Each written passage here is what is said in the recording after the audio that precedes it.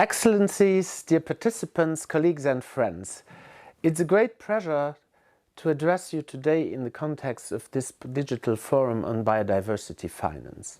My name is André Weitenhout and I'm Premier Conseiller de Gouvernement.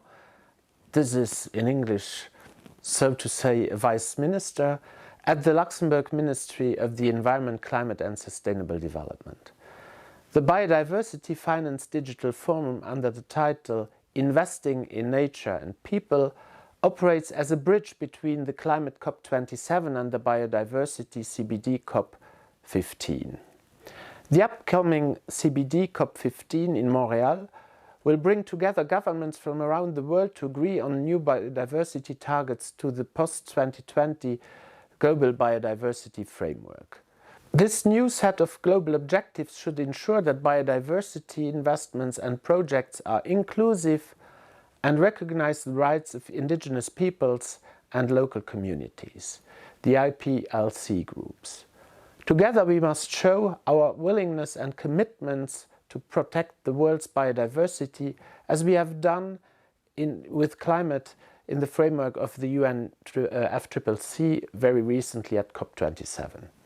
Much of the biodiversity-rich habitats are located in developing countries and fulfill an important role in securing our ability to adapt to changes that are also brought by climate change. We know that unfortunately only 3% of climate finance flows have reached small farmers and local stakeholders so far. This has been reflected in a report by IFAD in 2020. How to avoid reproducing a similar patterns with biodiversity finance is a critical question that this forum seeks to address. Luxembourg is already fostering the synergetic effects of climate and biodiversity finance. Knowing that currently much more financial resources are available for climate, Luxembourg is using much of its international climate finance to explicitly support projects with a direct link to biodiversity protection. Additionally, in our new National Biodiversity Action Plan, we have committed to quadrupling our dedicated international biodiversity finance until 2026.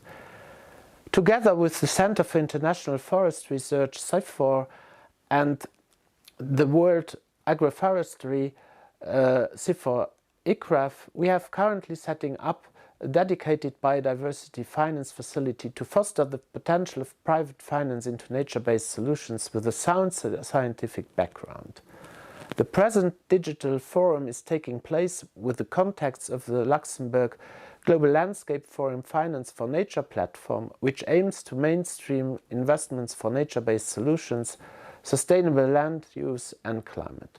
Beyond this digital forum, we are pleased to also invite you to more events in the framework of the Luxembourg GLF Finance for Nature platform, with in particular the Value Chains Week from December 5th to December 9th that will promote recent innovations to green commodities value chains, and the 6th Investment Case Symposium that will take place in Luxembourg on March 7th, 2023. It will be a large gathering of the finance and business community investing in nature-based solutions in the Global South and will facilitate a dialogue on how to increase finance available for nature. We hope to see you all in Luxembourg in March next year to contribute to this important discussion. I wish you all a fruitful and enlightening discussions at this very forum, and thank you very much for your attention.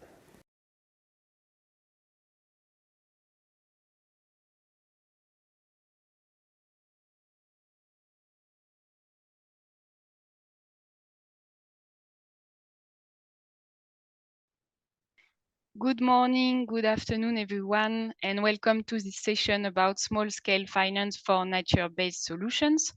My name is Mathilde Beauin. I'm the head of knowledge management in ADA, an NGO based in Luxembourg, which promotes the development of inclusive finance in developing countries, and which is more and more involved in the development of inclusive green finance, which includes finance for climate smart and nature-based solutions. I'm joined by 3 speakers today, but before introducing them and starting the conversation, I'd like to frame a bit our topic to clarify what we will talk about exactly.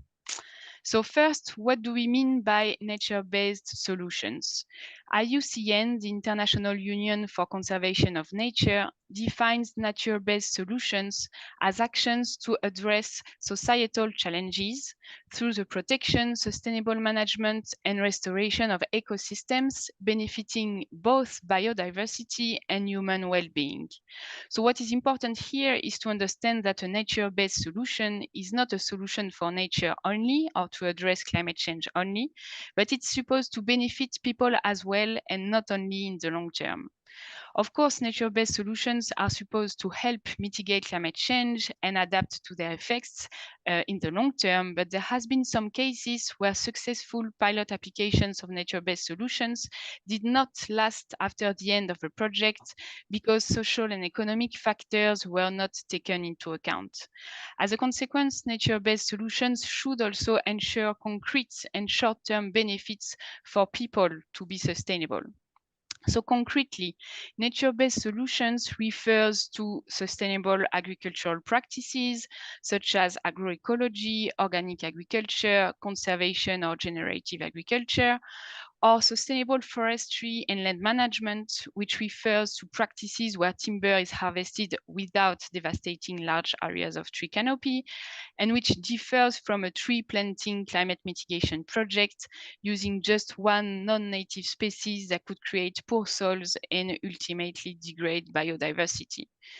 Finally, mangrove forest restoration, which provides protective natural barriers against erosion and strong storms while sustaining fisheries, is another example of nature-based solution.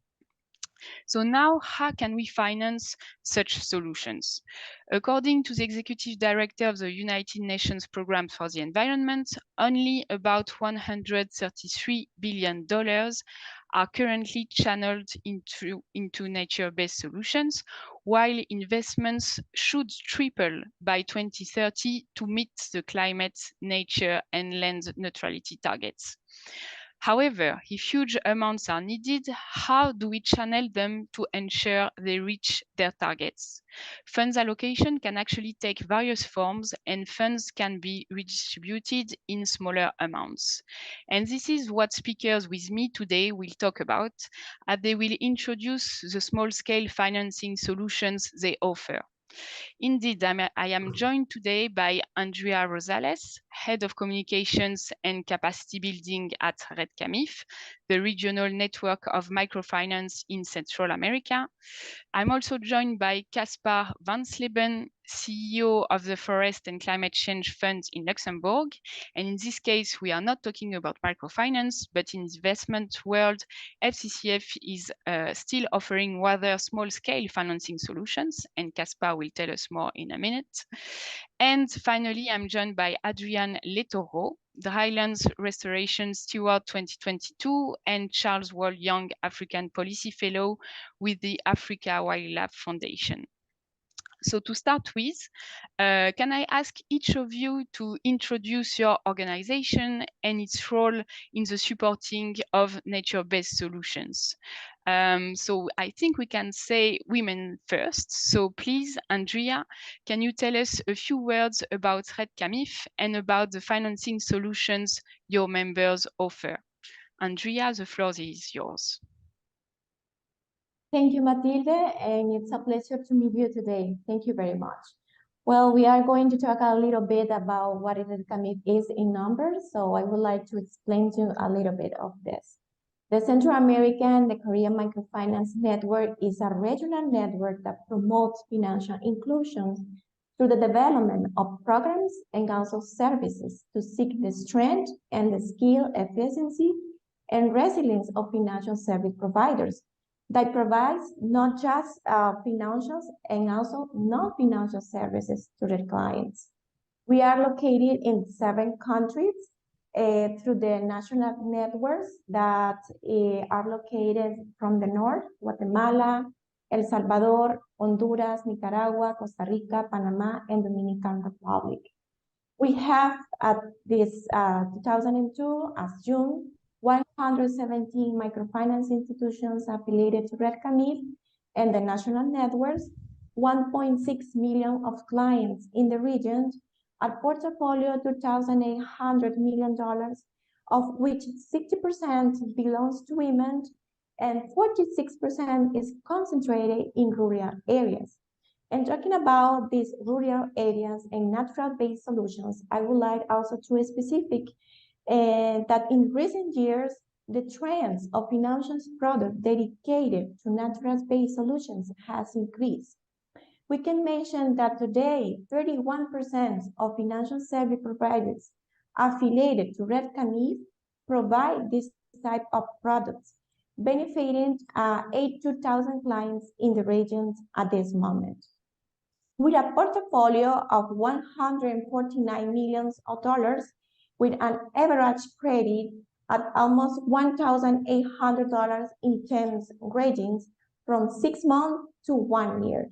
So I can give you like some overview in numbers what microfinance institutions are doing right now and what the percentage of microfinance institutions affiliated to Red Camif are doing in terms of natural-based solutions.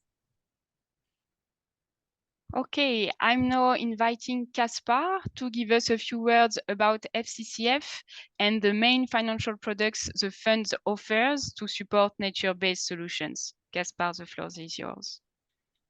Thank you very much, Mathilde. Thank you very much to the GLF team for facilitating this session about this very important topic of small-scale finance for smaller-scale actors relevant to nature-based solutions. I think it's a very pertinent topic because scale, I think, is one of the big questions out there in this sector.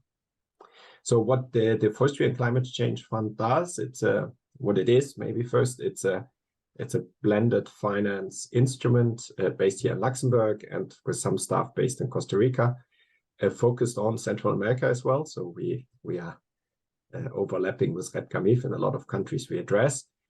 What we do is we provide financing on the meso level, which means financing to either forest communities or actors providing financial solutions to small and medium-sized forest owners.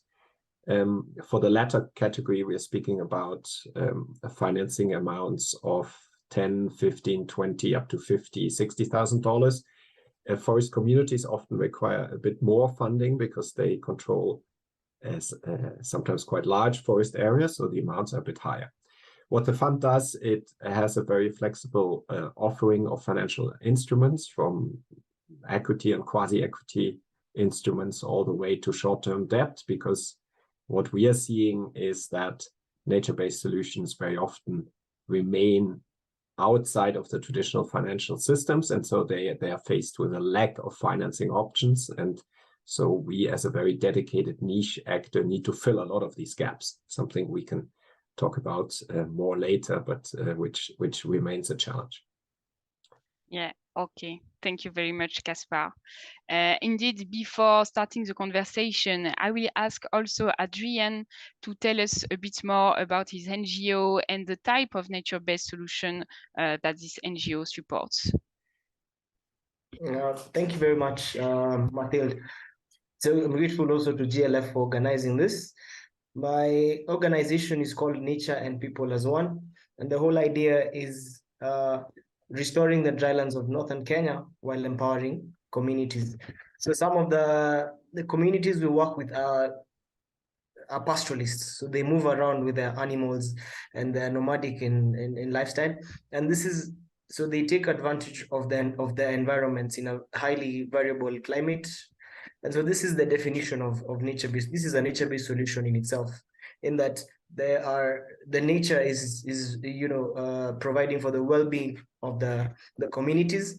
A huge part of our work is to find incentives for communities to conserve, right? And so how we do this is through either payments for some collection of ecological information by the herders, also developing alternative or complementary sources of livelihood like beekeeping. So the idea is communities already have been practicing some of these solutions, and how do we, in the era of climate change, how do we continue making them have these positive actions for biodiversity? Thank you. Thank you for that. Okay, thank you very much. And to continue the conversation with you, Adrian, so from your point of view, what is a good initiative for nature and community at the same time? What are the key conditions or success factors to make sure we fulfill both these objectives? Well, it's interesting for me. I think I have three criteria for this. One is it has to be locally adapted to the context, right? Different contexts, farmers, pastoralists. So first of all, these solutions or initiatives should be kind of based on what already exists, build upon what already exists. Number two, we have climate change, right? So it has to provide positive benefits for people's livelihoods, especially now that we need to adapt to climate change. So they need to put resources in the hands of communities who are most vulnerable to the impacts of climate change. Three, I think, which is also quite important, is conserving biodiversity. That has to be a success factor. And that should be tied down to the financing itself, because biodiversity has a huge role to play in, of course, the adaptation, in improving people's lives. But a good initiative should then look at those three, which I had mentioned, which is adapted to the local context, build climate change adaptive capacity, and of course, conserve biodiversity. Mm-hmm. Okay, thank you. Caspar, regarding FCCF, FCCF has already invested in several companies. So do you share the observations from Adrian? Do you see what are the good examples from your point of view of investment projects that benefit biodiversity while improving local livelihoods? And do you share Adrian's opinion on what is a good example?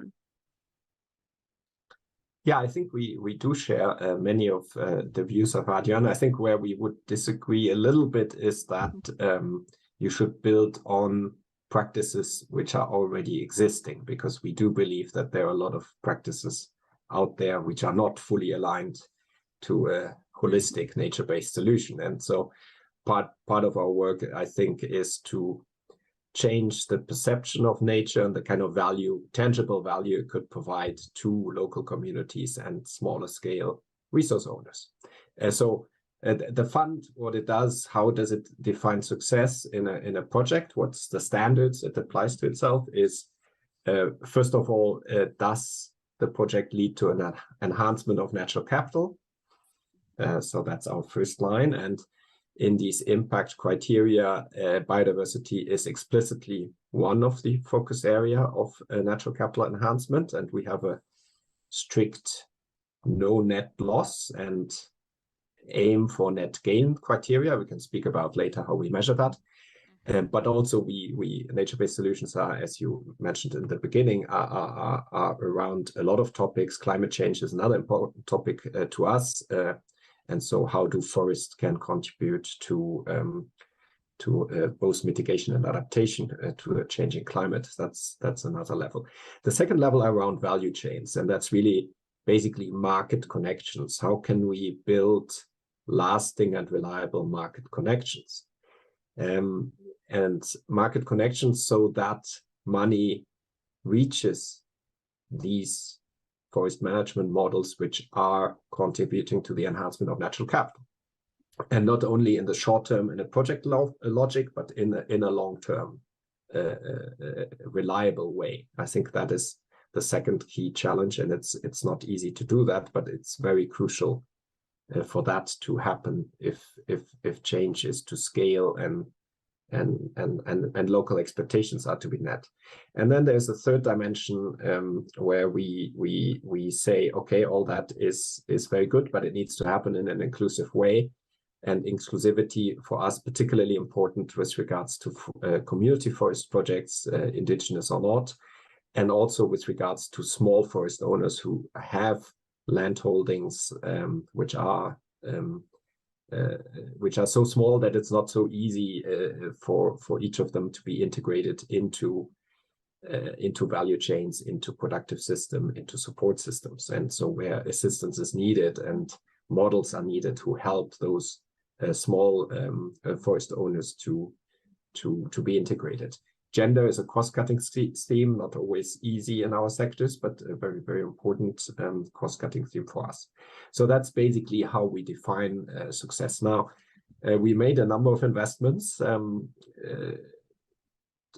11 to date. We're just doing the 12th. I think where we see the quickest results are around financing for forest communities, because there you have a community controlling a large land area, and so if you start to provide not only the right financing tools but also assisting with some of the other gaps, you see quick incremental progress. The biggest challenge, and yet probably also the most interesting area, is on what I mentioned earlier, is on the integration of small forest owner, because they're almost like microfinance. You need to build actors which are able to help these different small forest owners in a given landscape, to group them, to organize them, to help them access finance and benefit from the investments that finance is to achieve. That is harder to do. It takes more time. But it's also where we believe is we face today the biggest gap in nature-based solutions is exactly in that. And many countries have very significant parts of the landscape controlled by small forest owners, and so it's incredibly relevant at the same time.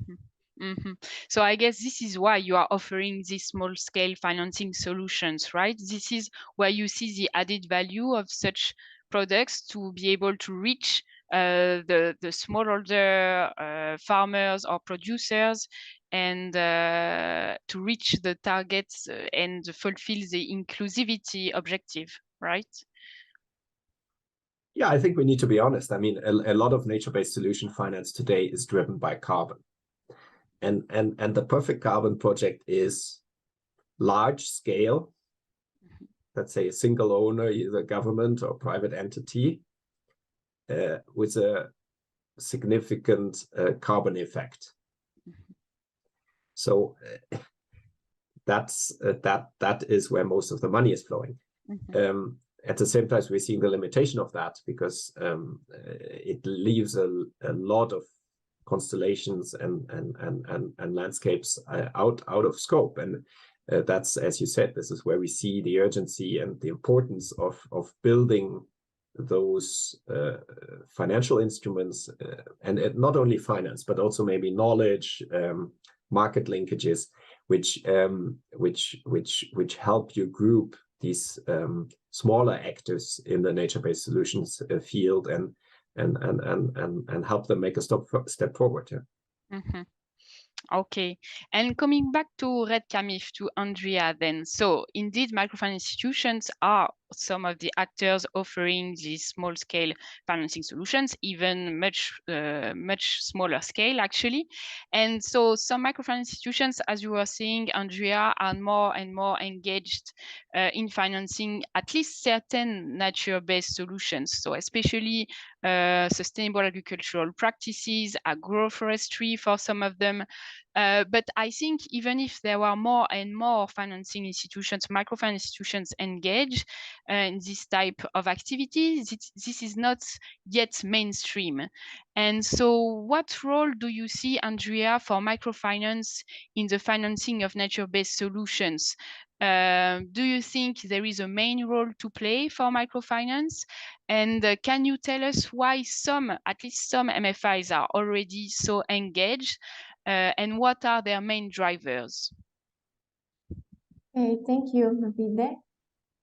Yes, we have seen that in the recent years, there has been an increase, like I say, in financial service providers that provide green financial products accompanied not only by the credit, but also the training and the technical assistance to strengthen the resilience of the clients that are in vulnerable places. As I mentioned, the 31% of the institutions affiliated to Red CAMIF already provide this type of products. However, many years, there were institutions that have been dedicated to serve the rural and agricultural sector from their beginnings. And with the support of ADA and Red CAMIF, these entities has been strengthened and implemented successful projects to incorporate these good practices accompanied by technology to reach more clients.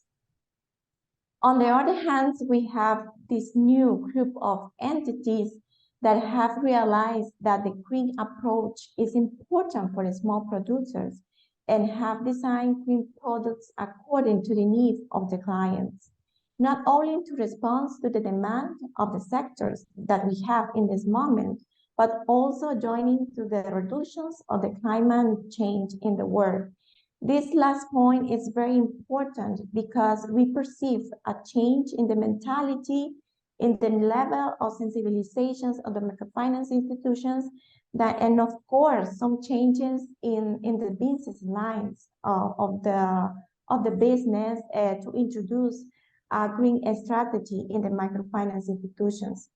Also, I can say that with the support of ADA and Red CAMIF at this stage, we have support 17 green finance projects that have been implemented in the region.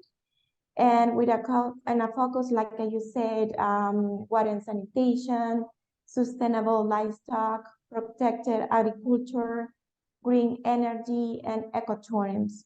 I would like to mention, for example, two projects very important in the regions. We have, for example, Banco Adopen from Dominican Republic, which designed a specific product for a small rural and agricultural producers to adapt good environmental practice to the country's climate conditions. By the way, with this project, this project was awarded by the Inter-American Development Bank for the innovation in designing financial service for small producers. Also, we can mention Financiera FDL of Nicaragua, which has a specialized technical assistance structures and has incorporated also technology into its service. For example, the development of a virtual assistant to provide immediately technical assistance to the clients immediately in anywhere and anytime. So this is very important for them.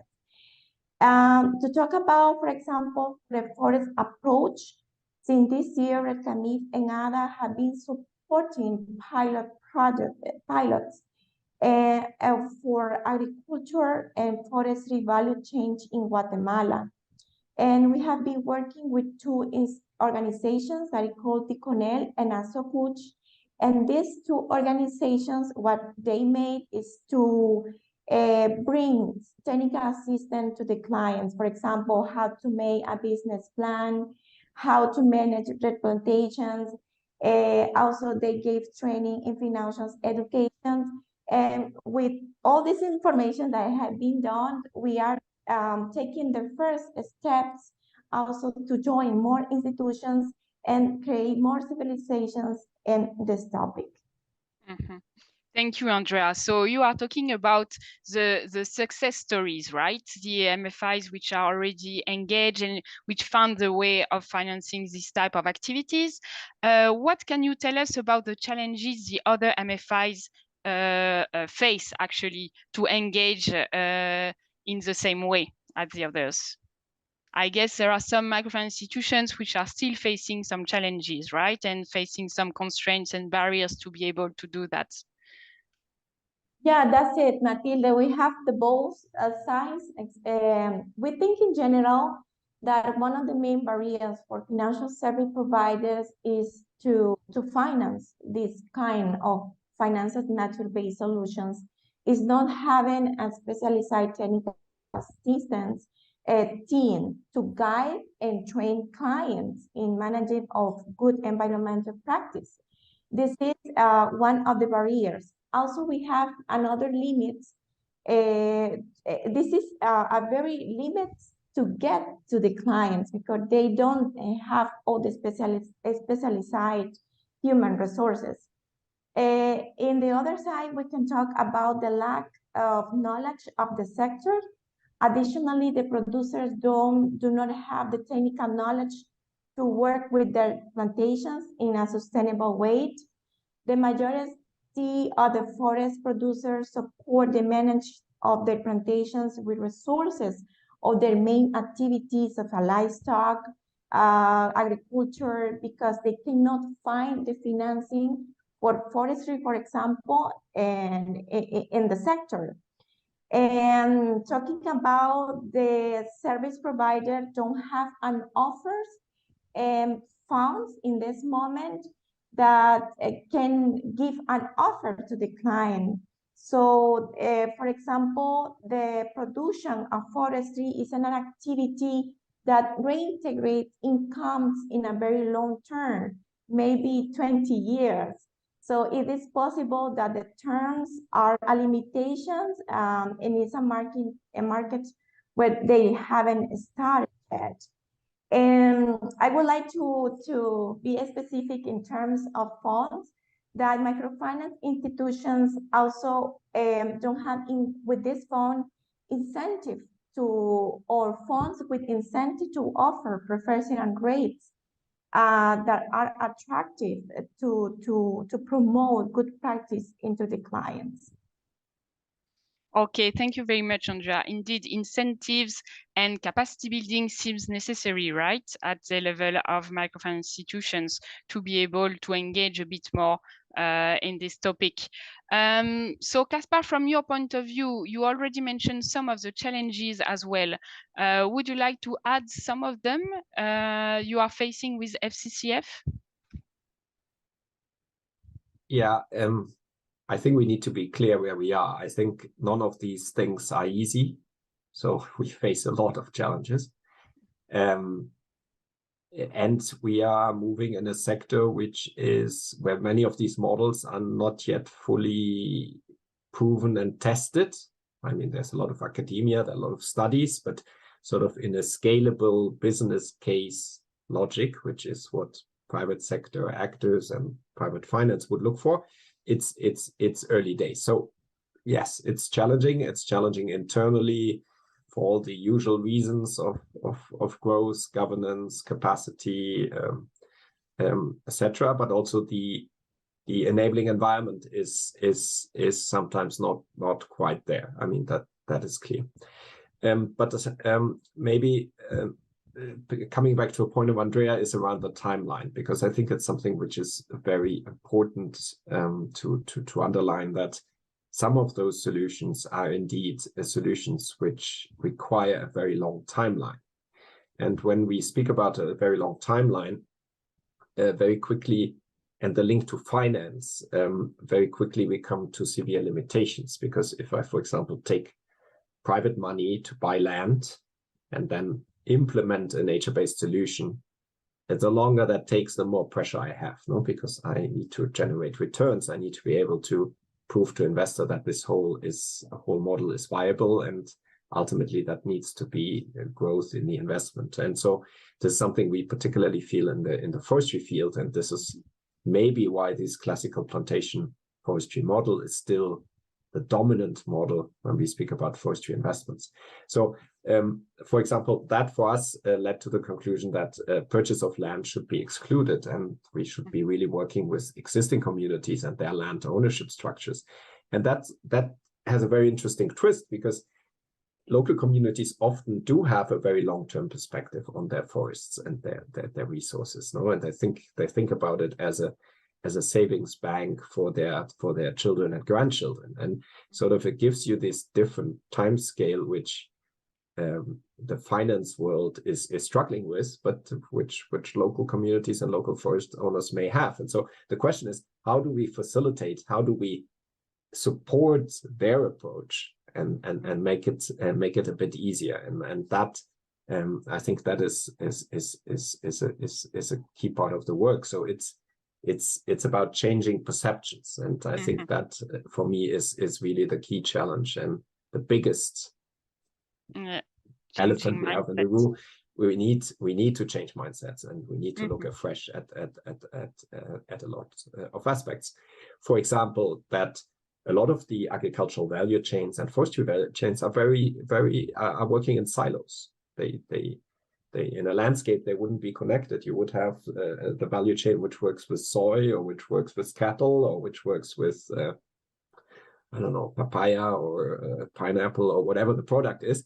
And those would be vertical silos, and it's very hard to break that up and think transcendentally. Okay, what is the impact on the overall sustainability of what we're looking at? The sustainability of the whole landscape with its forestry elements, its productive agricultural elements, its cattle raising or other grazing activities. So I think that is a big challenge. Yeah. And talking about changing mindsets, so maybe we can ask Adrian how he sees these financing solutions you are now offering to try to meet these needs. Adrian, do you think that these solutions we are talking about, which are not yet perfect, but we are still filling a gap, do you see them as relevant given the needs you may observe in the field? What do you think about these microfinance products and these small-scale investments offered by FCCF? For me, I think we have a huge, you just mentioned that the current funding for nature-based solutions is 133 billion. We need to triple that. So this is essentially saying we need every potential solution that is out there to work towards nature-based solutions for, of course, biodiversity conservation. And I agree with Caspar when he mentioned that most of the funding goes to large actors who have, like government, and who have large access to of course huge chunks of land, but it's just one person going to one person. So maybe we need to think of how we can organize these groups, community groups at the local level. Yes, they are separate community groups, but we need to get them kind of organized into one sort of body that will then be able to attract this funding and the finance. In terms of when I look at Kenya and where in the communities I work with, one huge challenge we have is access to this microfinance initiatives. That's one. Two is awareness about microfinance initiatives. When you come and tell a community member that we're going to give you a loan to do a certain activity, then they would most likely not go for it, because then they may be afraid that it will cause maladaptation later on. Paying again loans and all that is maybe a challenge, maybe in the mindset, maybe tricky, but we need to get more information to them to tell them that this finance is targeted to you, and there are certain activities that potentially we could look at it from saying there are certain activities, positive activities for the environment you could do that could then reduce maybe even the interest or the repayments. And in that way, it's an incentive, right? So I'll do my business and I'll do my activities, but I'm going to look at what's sustainable for the forest or for the landscape I'm in. And the money I've gotten, if I continue doing these positive actions, then it will reduce the amount that I have to repay. And that will also kind of contribute to the microfinance institutions who have targets, right? I know in Kenya we have companies have to contribute at least a certain amount of their money towards environmental initiatives. So if we can tie this down, microfinance institutions to financing communities to do positive actions or businesses, and that sweet spot would kind of be a good place to start from. In terms of what Andrea said forestry is a long-term sort of undertaking, and that you probably won't see the results in the short term. So maybe some of this finance should also focus on some short-term activities as well. Just it goes back to incentives at the end of the day. What's my incentive for waiting for 15 years? In these 5 years, what can help me with the challenges I'm currently facing? with regards to land ownership structures, I think the biggest examples for me from a conservation kind of perspective would be what we call community conservancies in Kenya. For me, I think they offer a huge way of getting communities involved, because they are institutions on their own, right? And we're talking about bringing communities to have a body that can be able to then be funded. I think the institutions or investments should be looking at conservancies which kind of protect 70% of Kenya's wildlife. That's a huge amount. The rest is in the protected areas. This could potentially be a body for enabling kind of sustainable finance towards. So you work with the conservancies to do positive environmental actions, set up tourism, friendly tourism businesses, also the carbon trading, carbon markets as well, accessing the carbon markets, and guaranteed land ownership. That's guaranteed land ownership as well. So you're not struggling with the issue of this land does not belong to the community. So in my perspective, microfinance has a huge role to play, but it needs to be structured in a way that provides, that incentivizes, SMEs, conservancies, communities to continue to carry out, positive environmental actions in their grazing, in their farming, and whatever activities they do. Mm-hmm. And talking about positive results, you mentioned several times positive environmental actions. It means that there is a need to prove that there is this positive result as well, right? Even to create incentives for financing institutions, for instance, it's necessary to be able to show that these activities are indeed positive for the environment.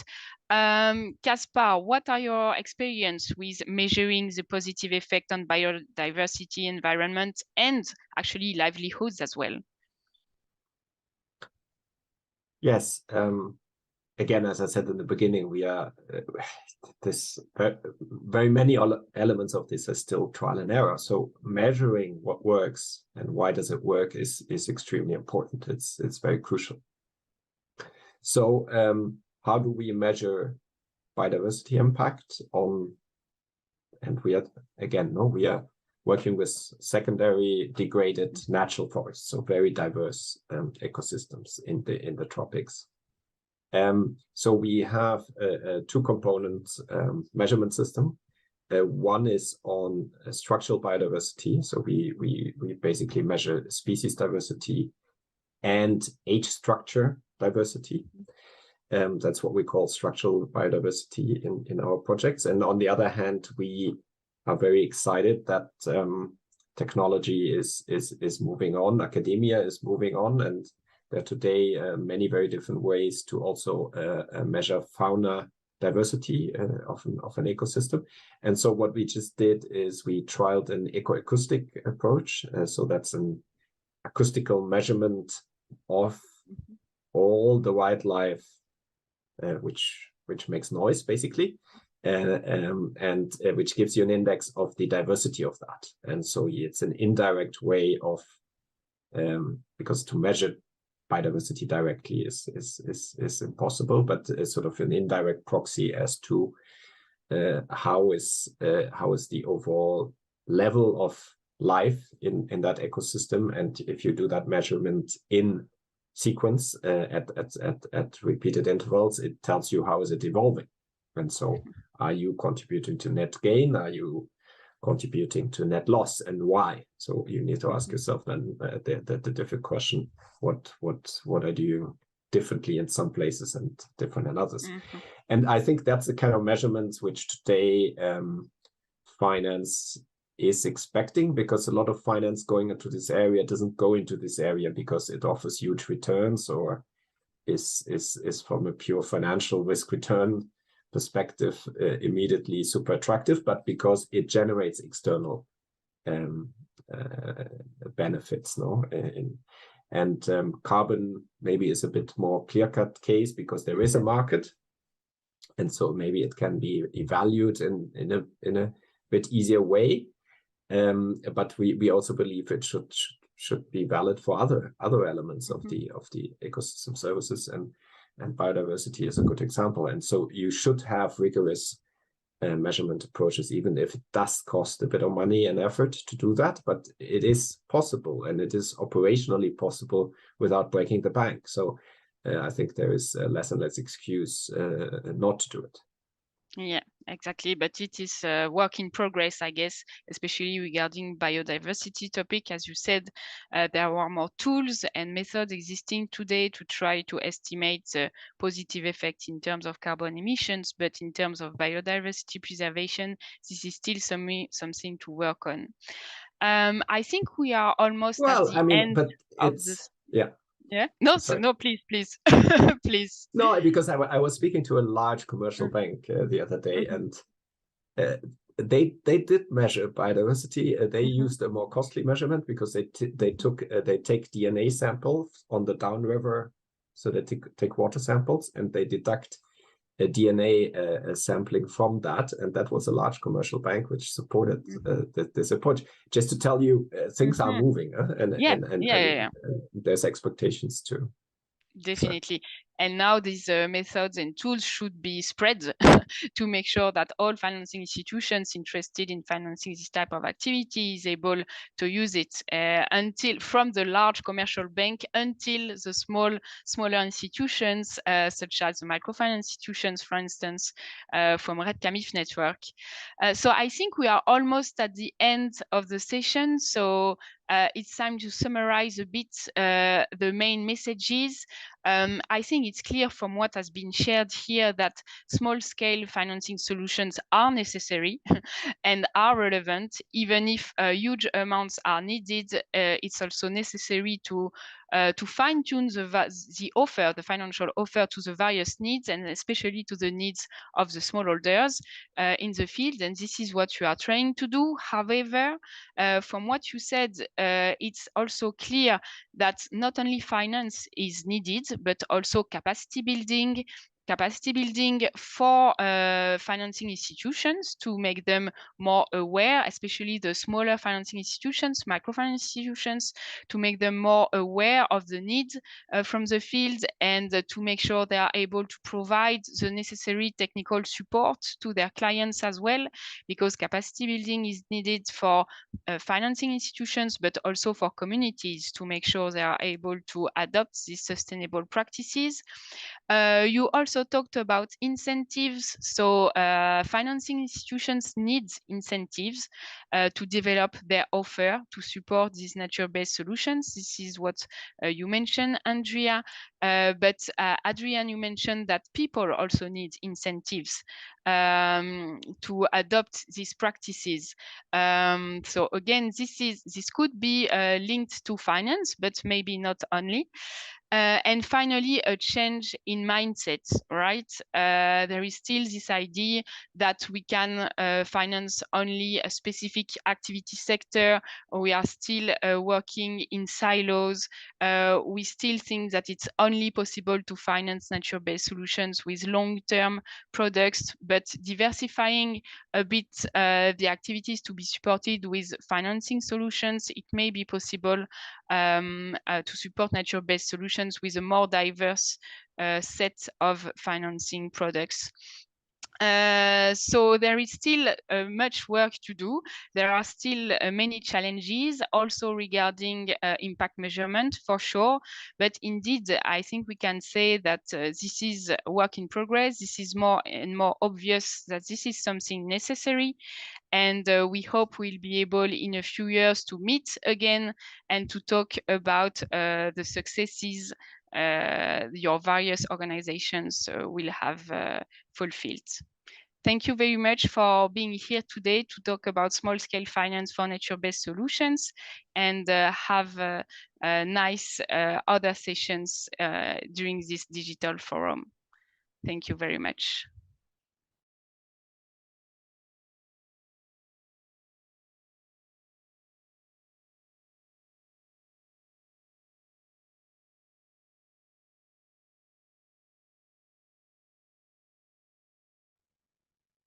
Good day, everyone, and welcome to session 2 of the Global Landscapes Digital Forum. The title of this session is Biodiversity Finance Innovations. How can we maximize impacts for local communities and nature? Today, we shall delve into the heart and soul of biodiversity financing. We speak about the people who depend on biodiversity resources for food, protection, income, and also defines and shapes their culture and identities.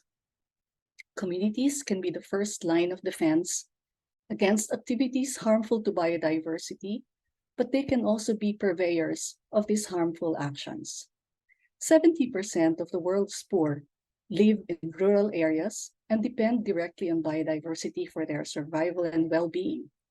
The urban poor also rely upon biodiversity through ecosystem services such as the maintenance of air and water quality and the breakdown of waste. Amidst discussions at the global and national level about biodiversity financing and mechanisms to close the finance gap, there are also side discussions on how these finance mechanisms actually impact on people who depend on the resources. What is the trickle-down effect of all of these finance mechanisms? What capacity should exist at the community level to maximize the benefits of financing? And also, how do we deploy financing at this level? This and other questions we seek to address in our discussions today. My name is Abby Trinidad, and I am a Senior Technical Advisor of the Biodiversity Finance Initiative, or BioFin. We are a project of the UNDP, and we are implementing the BioFin methodology in 41 countries. I shall be your facilitator for today's session. Now I would like to invite my colleagues, Ana Lucia Orozco, Nirani Ranut, and my former colleague and mentor, David Myers, as well as Karen Price and Aita Joshua Apanaku from Youth for Nature to introduce themselves. May I now call on Ana Lucia, please, to start? Hi, Abby, and hi, everyone. It's a great pleasure to be here.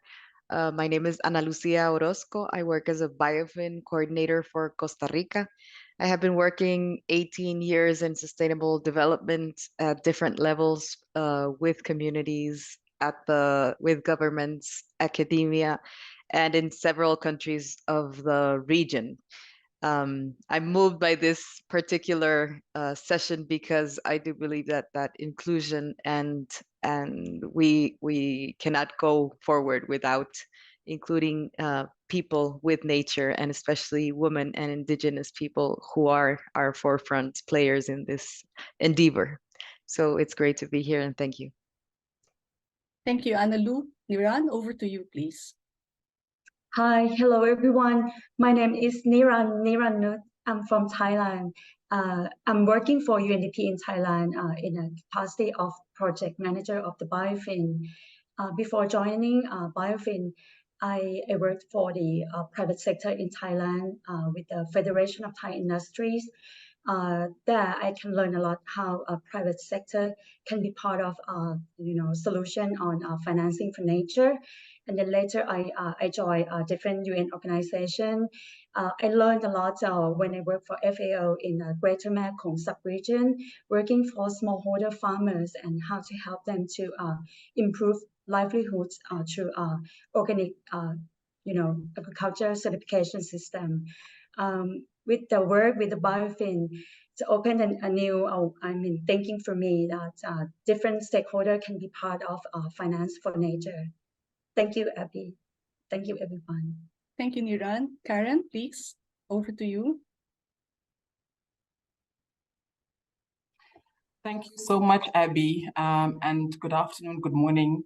It's an absolute pleasure to be on the panel this afternoon, discussing such a very important topic, biodiversity financing, and how that can have an impact on the communities, the indigenous people that we work with across the globe. My name is Karen Price, and I'm the Executive Director of Malawi Environmental Endowment Trust, MEET, which is a national conservation trust fund that operates out in Malawi, in Southern Africa. My career has focused around how we mobilize resources and channel those resources to communities, and how we can measure the impact and how we can also contribute to the social and economic development of these respective communities that also have a huge mandate in managing our natural capital. So it's an absolute honor and pleasure to be with you this afternoon, and I look forward to the discussion. Thank you very much, Karen. Let's move on now to David. Hi, David. Hello, everyone. Yes, hi. I'm David Myers. I'm the Executive Director of the Conservation Finance Alliance, and it's been my pleasure to have had Abby and Niran as colleagues in the past, and I worked for the Biodiversity Finance Initiative for about 4 years. And I've been working in conservation finance for over 20 years now, and before that in nature conservation. And very much looking forward to this conversation. It's so important. The local communities, indigenous peoples are at the forefront of conservation and really have not benefited from a lot of the innovative finance mechanisms that have been developed and are of interest to the private sector and to government. So it's going to be interesting to explore these ideas together. Looking forward to that. Thanks. Thanks, David. Aita, over to you, please. Thank you so much, and I'm really super excited about this particular session. And I am Aita Joshua Pamaku. I'm from Uganda. I'm a global ambassador at Youth for Nature, and my background goes into wildlife biology, and much of my work has looked into the biodiversity and climate nexus, both action on the ground and policy space for about 3 years now. And it feels so much exciting to be here with perhaps those who have a lot more experience than myself, because I believe it's always important to have such learning spaces. So super excited for the discussion, and yeah, as we move forward. Thank you. Thank you for that, Aita. And thanks to all panelists for that self-introduction. I think we can now proceed to the main session, and we will start the session with a very interesting video from an island in Thailand called Koh Tao. And this is one of the islands where Biofin is developing finance mechanisms that impact on local communities. In this case, there are several collaborators here in this finance mechanism, including UNDP, the private sector, represented here by Krung Thai Bank, which is one of the biggest banks in Thailand, social media influencers, and last but not least, the community members themselves, represented by their mayor. So please roll the video of Koh Tao, please.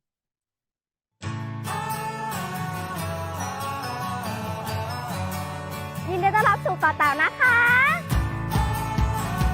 ผมมาเล็กซ์เรนเดลนะครับแล้ววันนี้นะครับก็มาอยู่ที่เกาะเต่านะครับมาร่วมโปรเจกต์ UNDP กรุงไทยรักเกาะเต่าวันนี้นะครับผมก็จะมาเรียนรู้วิถีของชาวประมงในพื้นที่นะครับเพื่อจะทำให้คนเนี่ยสามารถอยู่กับทะเลอยู่กับทรัพยากรธรรมชาติได้อย่างยั่งยืนนะครับพอได้มาอยู่เกาะเต่าพอได้มาคลุกคลีกับชุมชนได้เห็นไลฟ์สไตล์ของทุกคนบนเกาะก็รู้สึกว่าเฮ้ยมันมี potential เยอะมากเลยมันสามารถเป็นโมเดลไอแลนด์หรือเป็นเกาะตัวอย่างให้เกาะหลายๆเกาะในประเทศไทยหรือกระทั่งในโลกได้ด้วยซ้ำ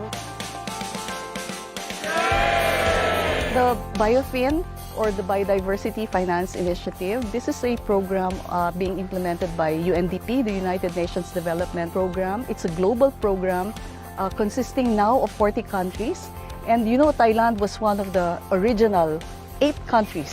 The idea behind Biofin is really to address the biodiversity problem. And we found out the biodiversity problem continues and continues because there's absence of financing. And that's why Biofin works with both public sector and private sector in order to develop different types of financing solutions. จากการที่เราทำเรื่องของการระดมทุนในครั้งนี้เนี่ยทำให้ธนาคารแล้วก็พันธมิตรเนี่ยได้รับรางวัล Great Practice จากเวที Global Corporate Sustainability Award ปี 2021 เงินที่เหลือเนี่ยเรานำมาใช้ต่อในปีนี้ในเรื่องของการพัฒนาอาชีพให้กับกลุ่ม 5 กลุ่มที่เป็นกลุ่มพัฒนาอาชีพที่อยู่ในเกาะแล้วก็สนับสนุนทั้งความรู้ในเรื่องของการเงินสิ่งที่เราทำเนี่ยจะเป็นการสร้างแรงกระเพื่อมแรงบันดาลใจให้กับทุกๆคนเราจะเที่ยวอย่างไรเราจะอยู่กับธรรมชาติอย่างไรให้ยั่งยืนตลอดไป ก็เพิ่งมารับตำแหน่งได้1 ปีจากนั้นก็ได้ร่วมงานกับเขามาตั้งแต่วันนั้นมาจนวันนี้เนี่ยก็มีความเปลี่ยนแปลงที่ดีขึ้นเยอะเห็นเป็นรูปธรรมขึ้นเยอะ1เป็นการตั้งกลุ่มที่เข้มแข็งขึ้น2ชาวประมงเนี่ยทำมาหากินได้ดีขึ้นได้เยอะขึ้นแต่ปัจจุบันท่านทำทั้งปลามาชาวประมงก็หาปลาง่ายขึ้นเรือหางก็ดีก็ช่วยเก็บขยะทั้งกิจกรรมจะมีจิตใจสาธารณะที่มากขึ้นแล้วก็มีการรวมตัวกันได้รวดเร็วขึ้นแข็งแกร่งขึ้นกลุ่มแม่บ้านก็ดีกลุ่มผ้ามัดย้อมก็ดีมีการโปรโมทโฆษณาเหมือนถ้าทำเป็นธุรกิจก็ดูดีขึ้น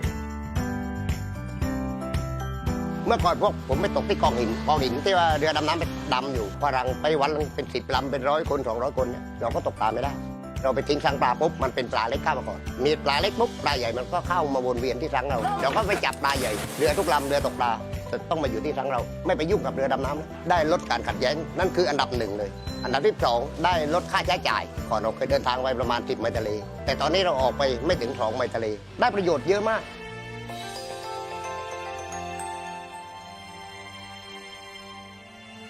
เรามีทรัพยากรธรรมชาติใต้ท้องทะเลที่สวยงามมากน้ำใสปะการังสวยต่อเล็กๆแต่ว่าอบอุ่นครับผู้คนก็ใจดีด้วยครับอย่าลืมมาอุดหนุนเสื้อมัดย้อมที่ทำจากมะพร้าวจากหนูนะคะมาเที่ยวกันนะคะมาดูอย่างอื่นบ้างไม่ว่าจะเป็นไทยไดน์หรือว่าอาหารคือมันมีหลายอย่างมากเลยอยากให้ทุกคนลองมาเที่ยวกันนะครับเป็นที่ที่น่าเที่ยวมากๆเลยและมาเรียนรู้วิถีของคนที่อยู่ที่นี่ด้วยนะครับแล้วก็พร้อมดูแลใส่ใจสิ่งแวดล้อมไปด้วยกันครับ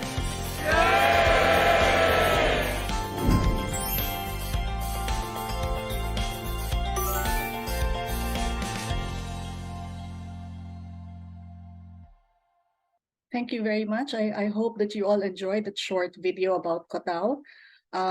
Now this segment will focus on the work that Niran and her colleagues have been doing in Thailand. So Niran, maybe as an offshoot of the video, you can first elaborate for the benefit of our participants about the various finance mechanisms that we are actually implementing in Kotao, starting with the crowdfunding campaign, and then the ordinance, and then CSR funds from Krung Thai Bank, which includes the payment platform, and of course the earmarking of proceeds. So Niran, please, can you share more about these finance mechanisms? Yes, Abby, I hope everyone enjoyed the video. Actually, the video is the real voice that comes from the local people. You see different faces there, and they speak their own story for us. We don't have to tell you more about that, but let me elaborate a little bit on the finance mechanism that we plan to implement from the very beginning. We look at Kotao as they're located in the southern part of Thailand, and we consider this island as a non-protected area. So being a non-protected area, we don't have some measure that can, really introduce the finance mechanism. But we look deeper by engaging the biofin with local communities and local government units. When we introduced the concept of user charge, it was not that easy for the local people to understand what we are trying to do. So it's important to introduce the clear concept by using the biofin process, by saying that you need to help them to look at the policy and then look at different institutes that involved with this, with the implementation of this finance solution, and then help them to understand why they need to generate revenue and how to earmark that revenue, and the proceeds will go for biodiversity conservation. Like Abby just said that we plan to implement only one finance solution, but we turn out to implement more than one finance solution. Thanks to the local people, they are the one who can guide us that not only the user charge collection that we collect from tourists who enter the island, we also introduced a crowdfunding campaign during the time when Thailand introduced the lockdown. No one comes to this island, and you can imagine that people do not have any money. So they come back and talk to biofin, and they said, okay, let's do something. We introduced the concept of cash for work. This is the scheme that we introduced during the COVID-19 recovery program.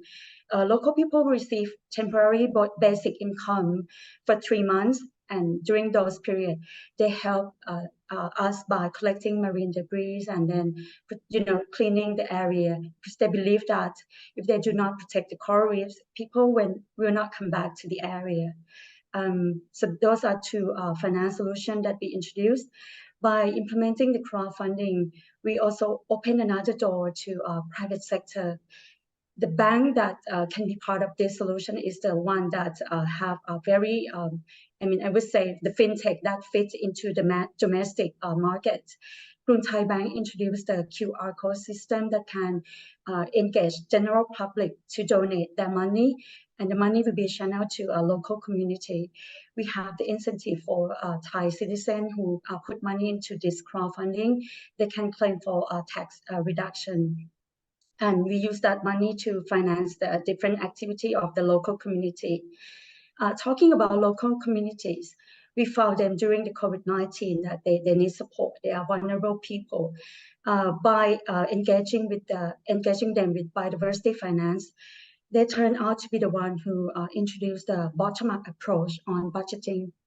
By doing that, they are the one who help the mayor, the municipality to design plan for the budget by using the proceed from the user charge. So the whole picture, is like different jigsaw, but at the end they just fit in, and then they help us to implement those innovative finance solutions. Thank you, Abby, for now. Thank you. Thank you, Niran. Maybe just a follow-up question.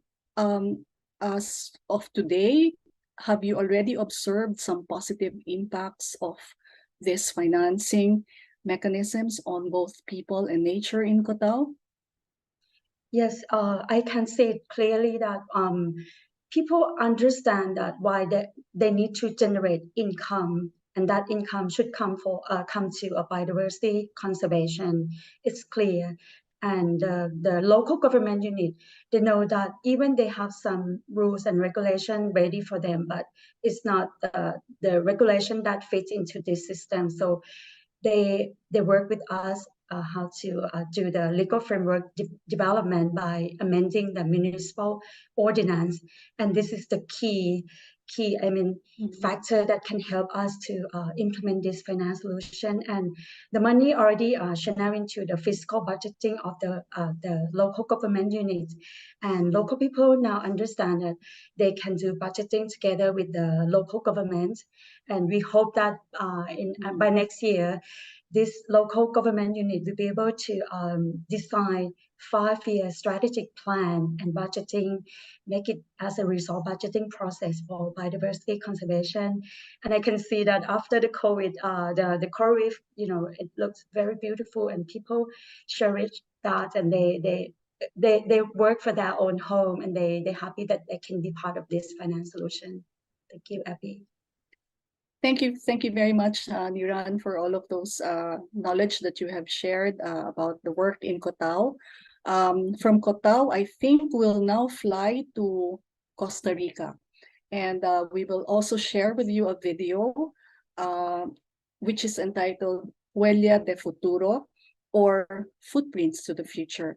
This is an innovative crowdfunding campaign that addresses the twin issues of deforestation and lack of livelihoods, especially among women in the northern region of Costa Rica. So please, can we roll the video, please?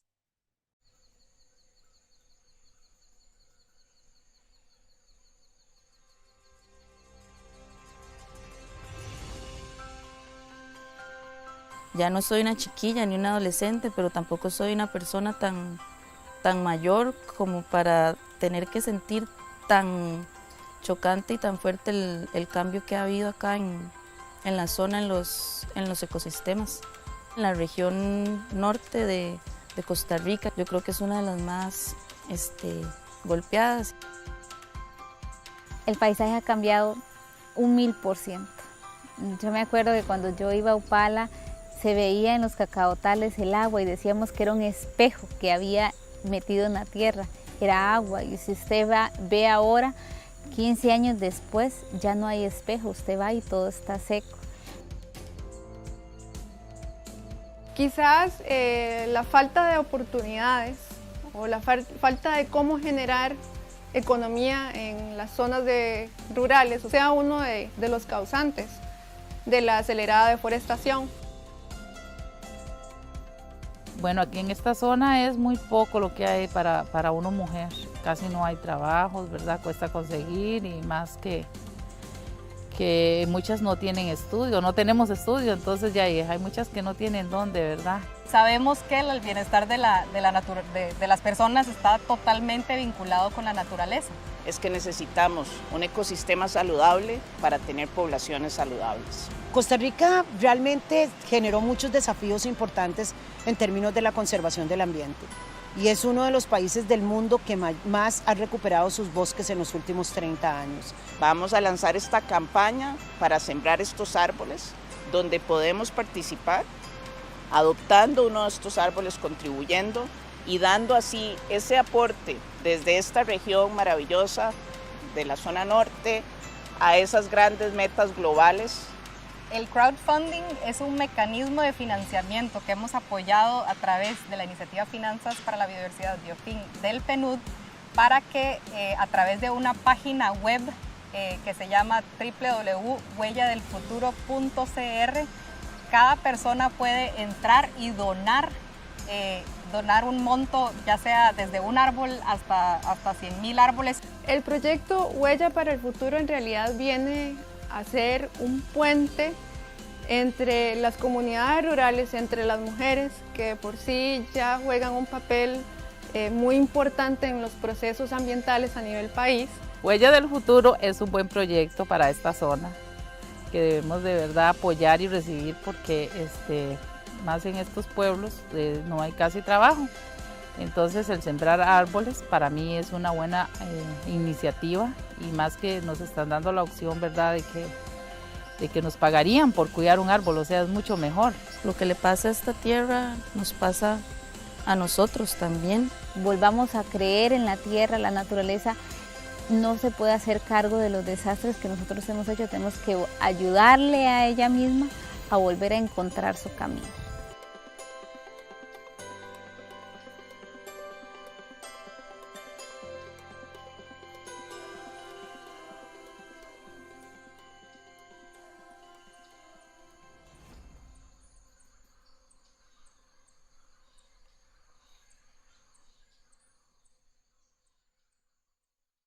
Thank you very much. I think that was a really very compelling video from our colleagues from Costa Rica. Ana Lucia, can you tell us more about the important role of women in these communities? I mean, is reforestation a traditional role of women? Thank you, Abby. Well, women are not usually related to reforestation activities, forest fighting, communal water management. These roles are more biased or understood for traditionally for men, and because we have a gender gap also in recognition of women being part of these activities and how they can also provide knowledge and value to these activities. But as we saw in the video, nevertheless, and despite all these gaps, we have our heroes, our women heroines that are actually delivering these activities on the ground and with a lot of efforts to transcend these barriers and gaps. And these gaps are also very broad in terms of an unemployment, and this is why this was one of the reasons that moved this campaign towards women in rural areas and in northern Costa Rica. During the pandemic, we reached in Costa Rica, and by July 2021, our peak was 24.4% of unemployment. But just to give you an idea how the gender gap is real, and it's something that to tackle, men had an average of 13.4% of unemployment, while women were experimenting 24.6%. And even more so for women, young women, and also for rural or rural women who are heads of home. So this is real, and this was one of the reasons why we also tackled into both the need to improve these livelihoods and have support for during the pandemic, but also to engage in longer term activities that will also benefit resilience to climate change, which is also and nature-based solutions, which was the larger goal for this campaign. Thank you, Analu. Can you speak more about the crowdfunding campaign? Because we see that the Vice President was promoting it, the Minister of Agriculture was promoting it. And would you say that it is an effective finance mechanism to deploy funds to the communities? Yes, definitely. It was one of the ways, and the crowdfunding was as they usually are, intended to have like a broad engagement, which is also one of the benefits, that to highlight the importance of a project or an activity. So this was really a national-wide call, and as you said, we had the highest political representation, which also was important to engage private companies. We had more than 20 private or corporate donators, 12 bilateral agencies, and seeing this topic as an intersectional or cross-sectoral initiative, and that everyone needs to be engaged from the national level in a broader sense to channelize all these energy, but also in donations through the private companies. But also we also engage very strongly with the municipalities, the local governments of the northern region of municipalities that we were targeting. And within the municipalities, we had schools and also private sector being engaged through this initiative, and to reach our actual ambassadors and organizations that were delivering these crowdfunding. So it was an effective way to reach through the whole chain into an actual beneficiary. And something that's important, I think, for this credibility is also transparency, because we had each of the 200,000 trees, and this was our goal: 200,000 trees and 5 years maintenance, which gave us also the possibility to engage in the sort of the cash for work. We called it green wages, so that we could have improved these livelihoods. So, but we have traceability for each tree and each donation online, and this is very important because there are a lot of campaigns going on, and having this credibility and seeing where your tree is being planted and who was the beneficiary and the organization that actually delivered and will maintain this effort, I think was also a very important message and delivery of this campaign. Thanks, Analu. I think that was a very important message that you share, this credibility of communities to, in fact, be part of the financing solution. So thanks for that. Before I let you go, could you share whether there are now positive impacts brought about by the crowdfunding campaign? I mean, number of trees planted, how many women have been employed, etc. Yes. So to give you more idea of the reach, the total of resources funded was, to date, because we are still active with the campaign. This is important because it's transcending, and now we have like another role of endeavor going on.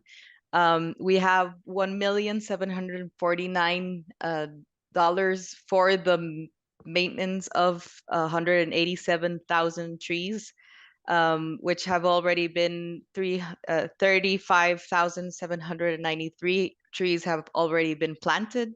This is equivalent to 2,542 green wages, which have directly benefited more than 246 people from vulnerable communities, of which 139 are women and 122 are men. And we expect this crowdfunding to reach out 14,000 green wages during this maintenance and activities. And another thing that I would like to highlight that's important is that it's part of a larger process and complemented with other schemes such as the PES scheme, the Payment for Ecosystem Services, which is focused more on private lands. This is an initiative that is focused more on public lands, and this gives us the opportunity to engage through like input-based activities that will allow other stakeholders to directly benefit from this incentives scheme. Thank you, Analu. I think those were very excellent statistics that you shared. I hope our participants took note of this. So let's move on now to my colleague, my former colleague and mentor, David. David, are you ready? David, my first question is related to the first two discussions from Niran and Analu. And this is really on how to ensure that indigenous peoples and local community groups are empowered and benefiting from biodiversity finance mechanisms. Thanks, Abby. Yeah, really interesting presentations, and crowdfunding and other approaches like that create good opportunities. You know, if we take a step back, we see that you know, most funding for nature is coming from governments, coming from national budgets, and the real challenge is trying to get that financing flowing down to the smaller groups that are active doing conservation on the ground. So we had a couple great examples where the local government, for example, in Thailand is actively capturing revenue and therefore able to then budget that locally. You know, in general, conservation trust funds are excellent organizations, and hopefully we'll hear a bit more from Karen and from others about that. And they can really also, you know, bring in large sources of funding from the outside and direct them to smaller nonprofits, smaller indigenous groups, and you know, get the money to the conservation actors that are on the ground in an efficient way. So so there's a lot of great opportunity there, and you know, it's challenging because you need to have the structures in place and the institutional management in place to guarantee that the money is transparently managed, that there's no issues of elite capture of that money, that you're not causing more problems than you're solving. You know, for example, there's a lot of interest in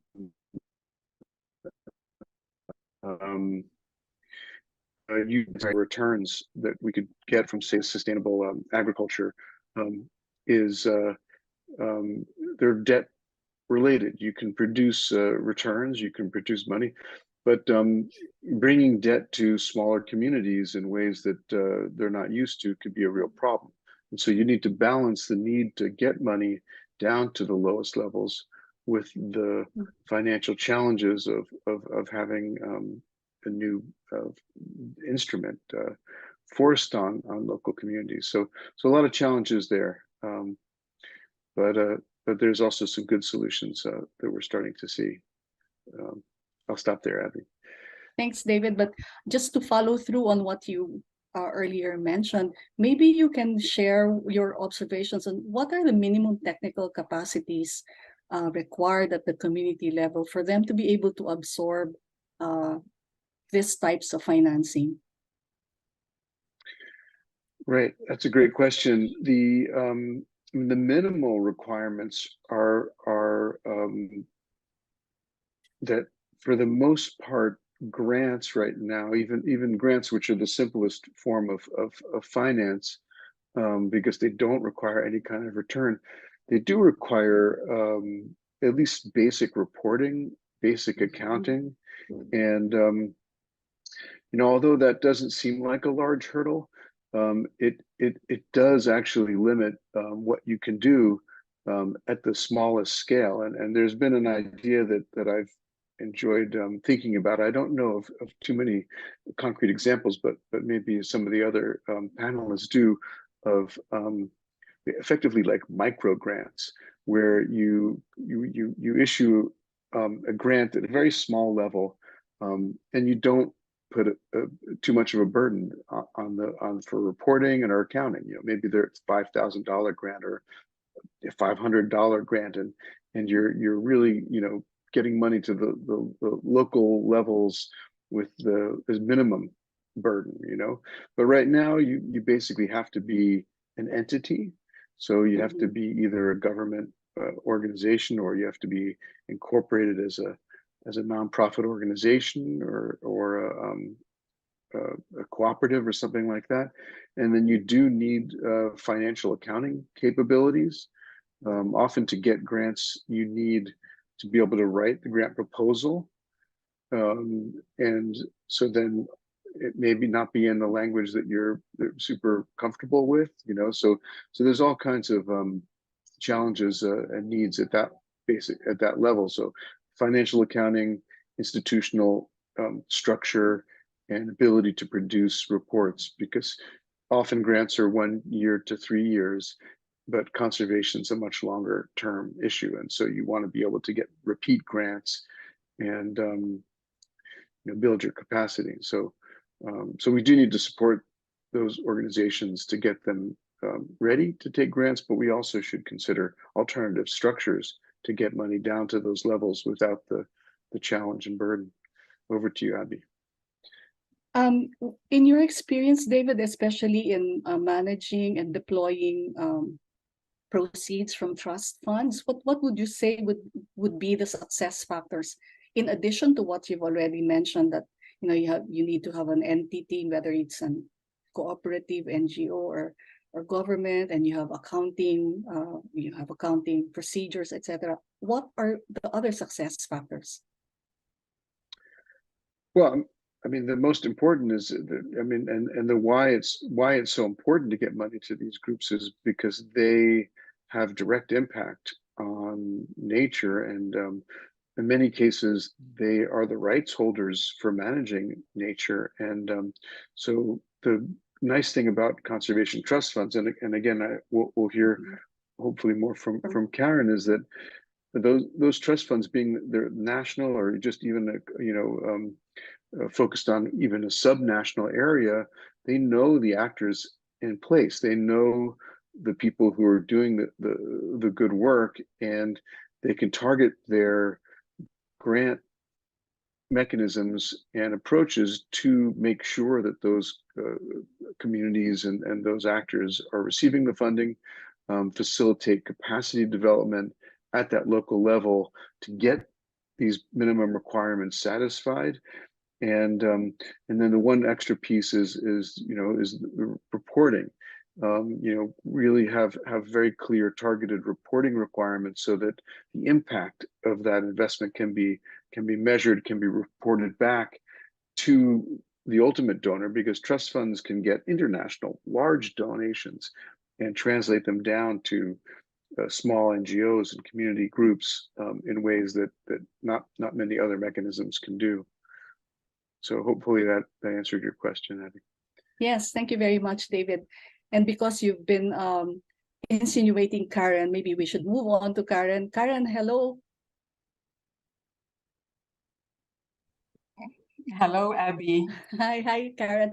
Well, I also want to ask your thoughts on some key success factors for conservation trust funds.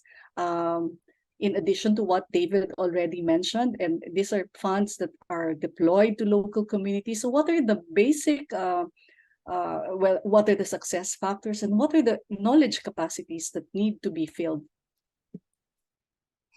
Thank you so much. And I'd also like to thank David we've done a lot of work with the Conservation Finance Alliance in terms of even developing standards for conservation trust funds that have been so instrumental in this process. So thanks, David, for getting this conversation going.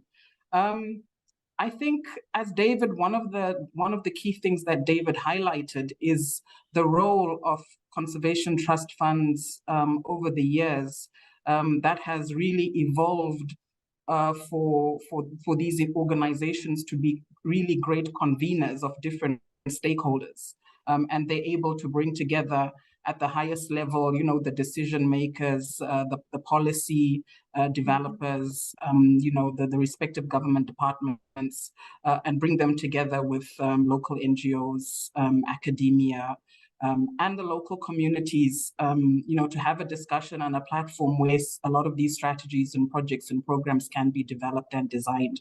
And there is input from, that local level into these natural processes and strategies that we are all working together to implement and support. So I think as conveners, this is really an important role that CTFs have, because it really enables this process to take place and allows it to be in a very participatory way. In addition to that, what I'd like to add is that as CTFs have evolved, I think primarily a lot of conservation trust funds were established to mobilize financing directly to protected areas, and it was a very limited role to one extent.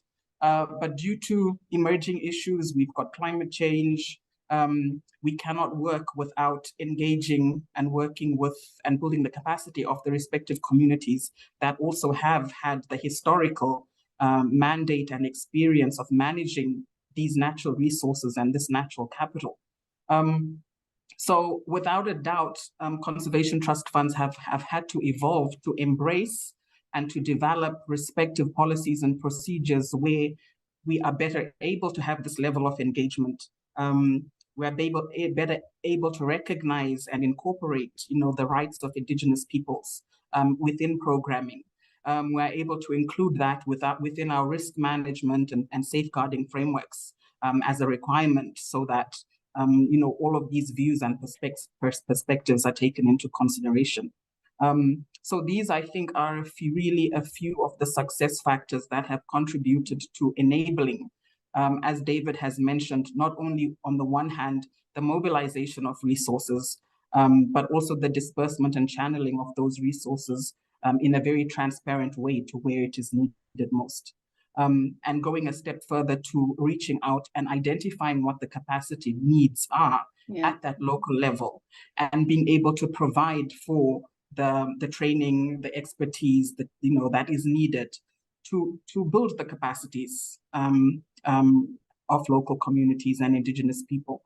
So I think that's been really key and has contributed to the success. I think there's lots of examples across the continent, across the globe, where this has happened and continues to happen. And I think we also know that, while there are many conservation trust funds that have been established, they continue to be established in various parts of the world, which is also recognition that, they are important mechanisms for channeling biodiversity financing to where it is needed. Thanks for that, Karen. I think one takeaway message from what you just mentioned is the role of conservation trust funds as conveners, and I've never looked at it that way, but thanks for pointing it out, and I do now fully agree on this important role. I just have one more question for you, Karen, and I think you mentioned it a while ago, and if you can share the framework for impact measurement, because I think that was one of when you introduced yourself, I think that was one of the things that I picked up that I thought was very important.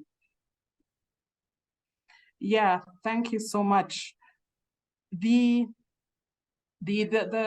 process has it's one of the things that we continue to develop. And I think what's been interesting is there's been a really deliberate shift from just activity-based monitoring, because as we've said, for us to have the conservation results, it does take a little bit, it does take some time, and activity-based monitoring is a bit limiting in that regard. So we, as CTFs, we've had to go a step further in terms of how do we incorporate not only impact monitoring but also results frameworks with the design of our projects and programs. And in most cases, this does require, while the time frame of a specific program or project is very limited, but where we are able to build that local capacity to continue monitoring as part of the sustainability plan, it does feed into the impact monitoring and being able to get the results framework and the a sense of how we are faring on the ground. And I think that is one of the areas that just to add on to what David already mentioned is yes, we talk about building the capacity of reporting. There's also an opportunity to build capacity around doing various types of research and or involving at least local communities in research opportunities, but also building the capacity for monitoring, because I think that could be through the provision of even basic technology, it could be IT skills, and it could be other tools that enable this longer term process to take place. So yeah, I think in a nutshell, it's about how do we really move from just looking at our activities as activities, but going through the whole process of impact and result-based monitoring as well, and building the local capacity to be able to do that. Thank you very much, Karen. Even at my level, I find results framework still very difficult. So I'm really interested to see how you can incorporate it at the local level even. So thanks again for that. Now I'd like to call on Aita, our participant representative from the Youth for Nature. So Aita, here's our question for you. From your perspective, what are the key success factors for successful biodiversity finance mechanisms and projects that benefit both nature and people?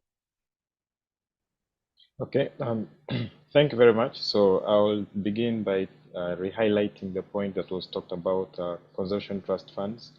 At the recently concluded inaugural IUCN Congress on Protected Areas, it was rather clear that actually we just need such trust funds, because most of the challenges that face biodiversity finance are actually similar.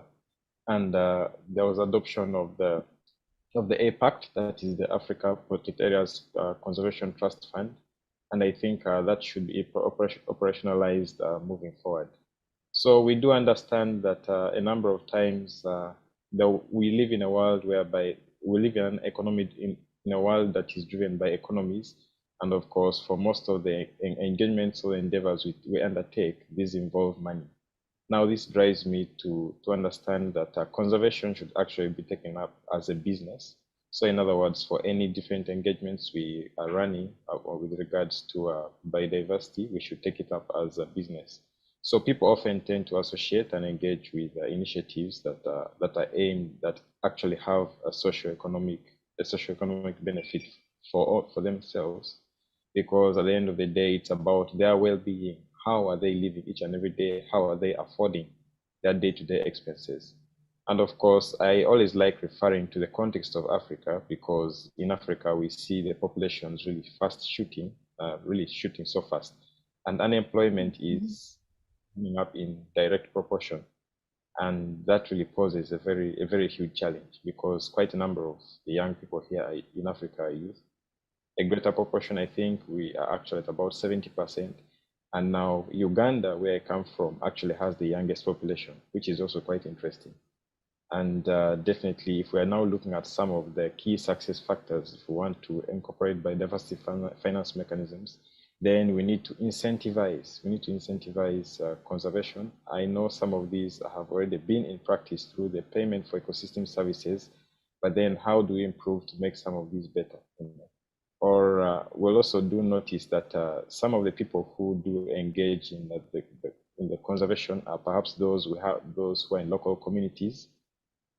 We often want to refer to them as rural communities, and this is where the biodiversity actually is. and how do we actually build their own capacities to be able to support and protect their own land, because these are their own lands. And this also comes down to rights-based approaches to conservation, and of course acknowledging traditional knowledge, because it's not the first time that we are coming to these places. Before we came, there perhaps were people who had been there for several thousands of years, or maybe millions of years, we don't know, but they were here. So it's important to not to rubbish the information they have in there, and also supporting them through incentivized methods. And also we should also understand and acknowledge that around the UN SDGs, we have about 17 of them, and this is about biodiversity, which is SDG 15.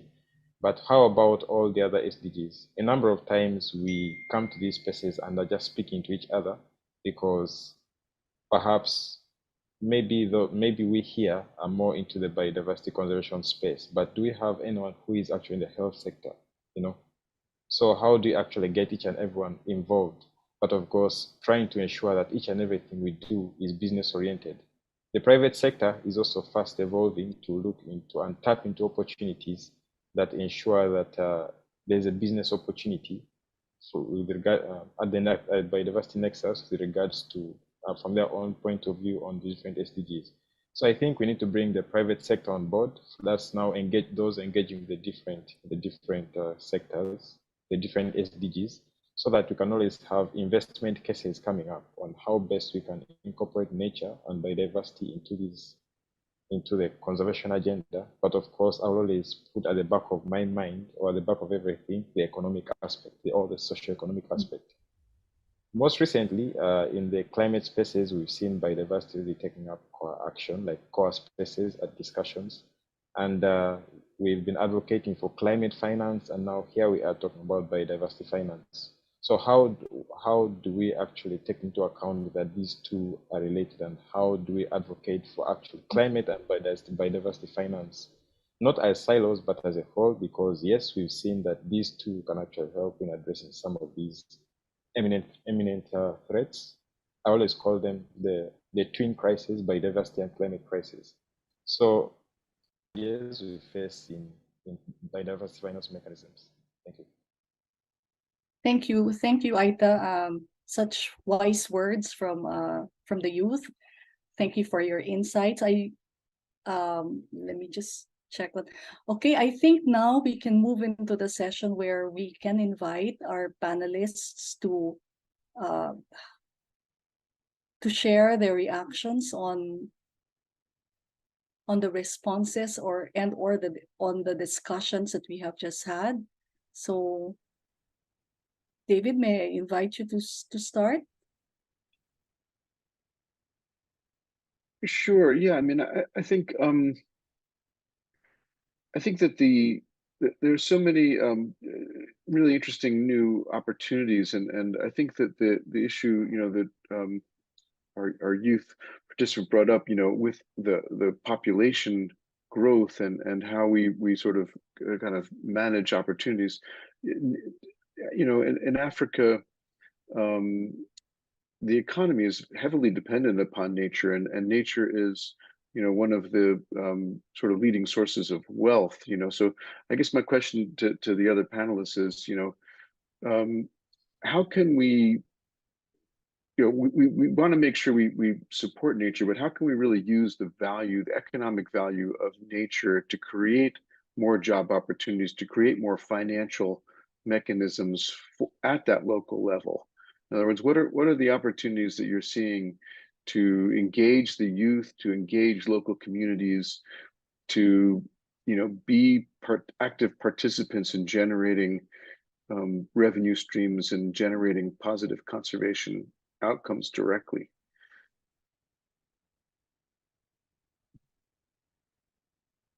Analu, would you like to respond? And then maybe I can call on Aita to also share his thoughts. Analu, please. Yes, I think, David, I was actually thinking about this, and when Aita and Karen and well, the many things have been brought up, like how do we actually get this value in this economic development that has not included the value of nature within. And I think we have a great opportunity to also shift our paradigm in the sense that, as Aita was mentioning, we have to look at this as business opportunities. And I think the shift that I'm talking about is how we transcend and empower youth and local communities to transcend the grant from being grantpreneurs to entrepreneurs. How do we empower with financial mechanisms, administrative, all of the challenges that you were saying, David, but in the sense that the communities, the entrepreneurs, we see them as different stakeholders. And I have a really nice experience and I think an example of what we're doing in Costa Rica with indigenous groups in the southern Costa Rica, we're delivering with the development bank system incubator for tourism in indigenous territories, and they are defining what is indigenous tourism, including the values of the cosmovision that includes nature as a forefront beneficiary, and also the value of what they're doing. And this is called Raíces, and it's a first tourism incubator where we're all not only the development bank system is not only giving grants, but we have this whole program that will deliver capacities and actually incubate or prove and develop a minimal feasible product that will later become part of their economic development, and thus engage in different stakeholders. And as Aita was saying, we cannot separate just only one of the challenges that people are facing day to day, and the first one is, how do we survive and how do we have our ways of life? And I think this is the shift that we have to catalyze from our efforts. Thank you. Thank you, Analu. Aita, would you like to comment on that? Okay, thank you very much. So I will just give some insights from some of the initiatives going on in Uganda. So in Uganda, for community-based tourism, especially around protected areas, there's a policy whereby about 20% of the total collections goes into communities. And now the issue comes up with how effective is this, and how effective are these finances used in the communities. And we'll also notice that quite a number of the people within these communities are actually youth. Most of them are youth, and then we also have women. And I'll tend to focus more on the youth for now, because you'll also realize that there's a huge gap. While we have very interesting and huge facilities interesting and nice facilities that are promoting the ecotourism, the reverse is true with the communities that are just immediately around these protected areas. So where is the gap? Are we actually building their capacities, or do they actually know what is happening around them? Quite a number of times when these finances come, they are used for infrastructure, maybe building schools, constructing roads. But is that the actual problem that the people are facing? As I said earlier on, what people tend to feel more is the money coming into their hands, and how are they actually feeding? Because these are people who are on a microeconomic level. Their economies are more of directly, and I will call it hand to mouth most of the times, and their savings most times does not really go away much to investments. So in other words, improving the livelihoods of such people would need incentivized methods. But again, I'll still come back to the ecotourism, the tourism aspect, whereby how do we get them to actually own conservation, to own tourism, to own some of these initiatives. Currently, we have concepts of the conservancies. Conservancies are actually we have conservancies all around Africa, And these are more like community-led conservation projects. We also have community wildlife areas mentioned them. And at the end of the day, this is just to build the capacities of these people to be able to understand that you can actually protect this for your own self, and then you get the money. I think that is one good way. Also, in the current times, we see people who are actually young people who are doing ecological restoration work for money. Mm-hmm. We see those who are developing alternative energy solutions, use of briquettes, turning plastic into cooking materials, just trying to shift or minimize how they actually utilize how, like shifting from how much wood fuel they utilize and just trying to be more sustainable. We also do see people coming up with initiatives on rewilding and trying to challenge the narrative that, hey, ecosystem restoration is not just about maybe planting trees, it's not just about growing native species, maybe in wetlands or grasslands, wherever they existed. It's a broader thing. So you'll notice that people are innovative, and most of these are ideas of younger people. I probably may not have all the ideas of younger people here, and that's quite interesting. So if we want to get them involved, then we have to get it out there and be able to engage them, build their capacities, and then they'll be able to understand. Because one thing I'm so much sure of is the human brain is trained to always think and act. So once it's trained the right way, the right approaches will definitely come through. Thank you. Thank you, Aito, for that. I also want to invite Niran because the example from Kotal has really had a lot of impact on various sections of the community, for women, for youth, for fisher folk, etc. And livelihood has really been one of the pillars of the finance mechanisms in Kotal. Right, Abby. When you look at biodiversity finance, I think we need to look in the heart and soul of that finance solution, the impact that we give on, like when David said, can we use the economic value to create more finance solutions? I think about that, and I think the value that people look at biodiversity, sometimes it's different from us as an academic. We may, give them this is the amount that coral reef ecosystem in terms of value, but to them it's like bread and butter. It's like that the basic thing that they need to protect.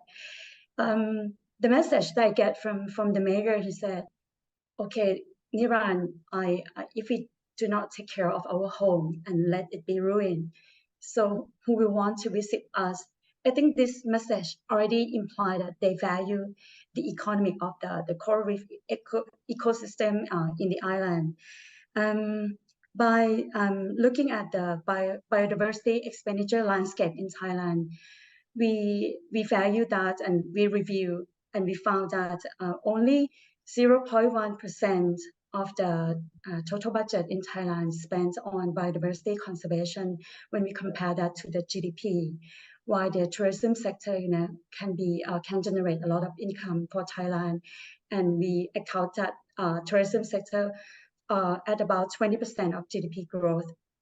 You look at that, and people know already that they cannot rely on the public finance, so they need to think more on their own finance solution.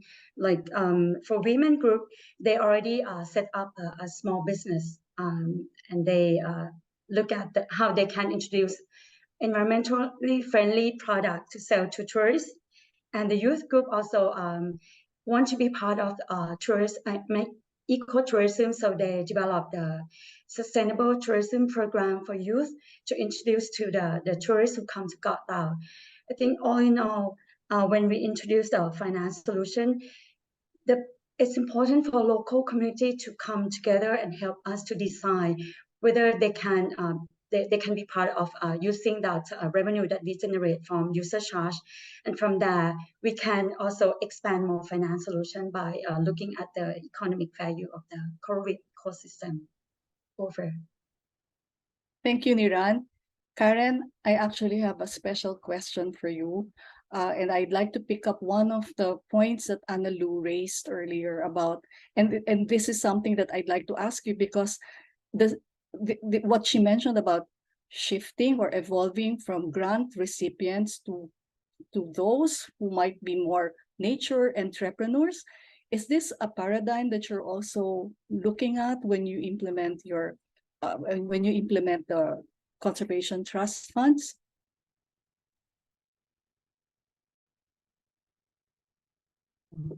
Thank you for that question, Abby. And absolutely, it's spot on, because as conservation trust funds, we've also had that realization that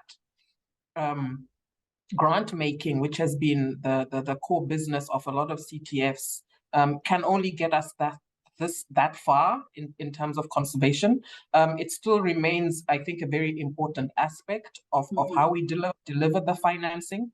But one of the main areas of work that we have been discussing and we have been sharing experiences on has been around innovative financing mechanisms. So how can we deliver that?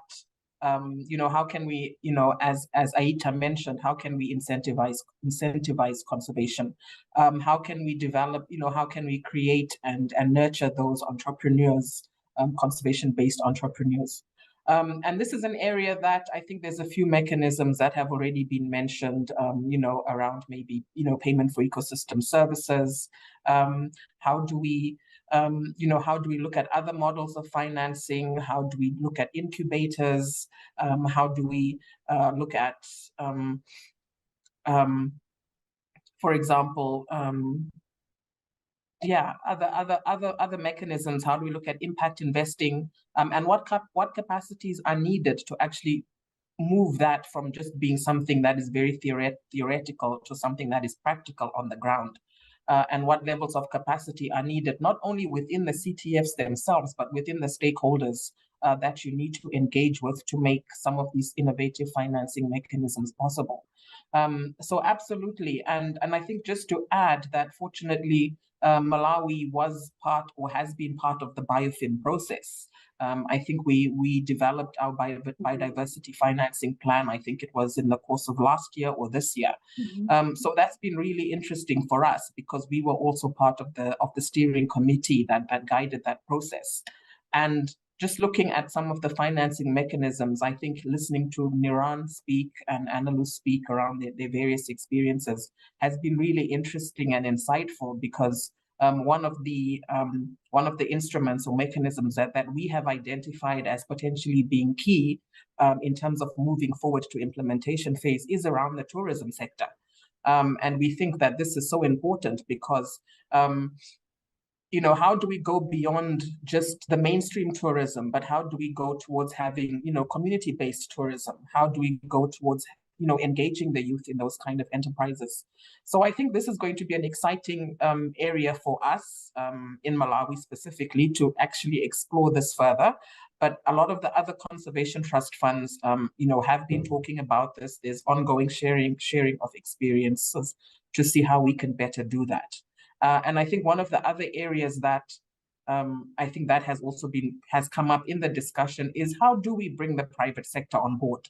How do we bring them on board, not only as just, doing corporate social responsibility, but how do we bring them on board as partners in conservation for the long term, and not just as short-term initiatives or events, but how do we bring them on board? How do we bring them on board to also support? We have a couple of youth groups that we just launched this week, and we're hoping to work in we've just launched it in one district, but one program that's working with youth groups. And this is specifically a group that have previously been working with government through the Department of Forestry to manage and conserve some communal forest areas. And they've been doing that for a couple of years now. And this was really an opportunity for us to come in and say, okay, what added value can we provide to these communal forests to ensure and enable that the protection and conservation, is long-term in nature. So we have come in to support these youth groups in this one district and enable them to create, small businesses, build that capacity around leadership, etc. And we're hoping that we will be able to do that in other districts moving forward. So that's just such a timely point because we were just doing that this week. But I absolutely agree. A lot of the conservation trust funds currently have and are moving towards more innovative financing mechanisms and building capacity around that. Thank you very much, Karen. All right, so I think this has been a very, very fruitful discussion, and we never run out of new ideas and very, very valuable insights from all of you. But before we end the session, there is just one thing that I'd like all of you to react to, very in your most crisp and succinct way. We are talking about communities. We're talking about success factors of different types of finance mechanisms. We've looked at various sectors of the communities, how it affects youth and women. We now know about the possible role of the private sector, etc. But my question is, how do we scale up? We work with communities, but David keeps on saying, how do we move the needle? So I'd like to ask you that question. Working with communities, but we'd like to make a larger impact, and we know that it's very urgent to have that larger impact. So how do we scale up? So I'll invite all of you to have to give your thoughts about this, and just very short remarks about this, and then we can wrap up. Maybe I'll start. Just yes, you know, please. there's it's a great question, and there's no easy answer. We're seeing opportunities with what we call intermediary organizations, whether they're technical assistance facilities, subnational trust funds, even NGOs that are capable of building capacity and acting as sort of technology incubators that can support local communities. There's everything. We have to do everything, basically. We don't have a choice. There's no silver bullet, never is with biodiversity finance. But those intermediary organizations are really important, and I can see great opportunities for incubators and as I say, technical assistance facilities. Over. Thank you, David. Analu, would you like to follow through? Yes, I think that as we are already acknowledging that these capacity and knowledge building are not one in a time run, but they are processes. We have to also look into how these financial flows are actually supporting these longer term processes. So as we're looking into this multiple timeline and multiple scale of projects or programs, I think what we're doing with developing financial solutions that actually tap into these longer term processes, we will look into we will actually engage this development and capacity building and empowerment, as we were already talking about. And that example and one example and something that countries should look into, and what we're trying to engage and catalyze, is that there are other financial flows in the country that are not nature tapped, and so we're trying to shift this or orient or this financial flows, like in our case the development bank system, to actually tap into this larger flow that will allow these processes, because we can't think that scaling up will occur if we were only looking at the little stepping stones. We need to look at a broader enabling environment, and I think this is one of the largest opportunities that we have to look at other as Aita was saying, we cannot separate nature and climate, and we cannot separate, and we all said the same thing. We cannot separate development and achievement of the SDGs without looking into all of these things together. And so these financial flows have to come in together, and we can tap into these resources. Thank you, Analu. Niran, your final thoughts? Yes, I will focus on the Gotao initiative. I think we have the same goal when you talk to different stakeholders. This is the real sustainable partnership that are trying to close the finance gap for biodiversity conservation. They have the same goal, and by having the same goal, they try to use their own expertise and then fill the gap. And this is the I think the practical way how we can introduce innovative finance solution in a small area. And when they prove that it works there, I'm sure that it can be scaled up in different area, because they can appreciate the collection of the user charge and ensure that there will be involvement from different stakeholders. This is the concept of sustainable partnership that we want to close the finance gap for biodiversity finance. Over. Thank you, Niran. Karen, your final thoughts? Thank you so much. I think there's already quite a bit that's been said, and there's no silver bullet, no silver bullet to answer this. But I think there's two things that I could touch on, and that firstly is, it is a multi-stakeholder initiative that we need to continue building. And bringing in those sectors, especially, for example, the private sector, that have the potential to invest at scale.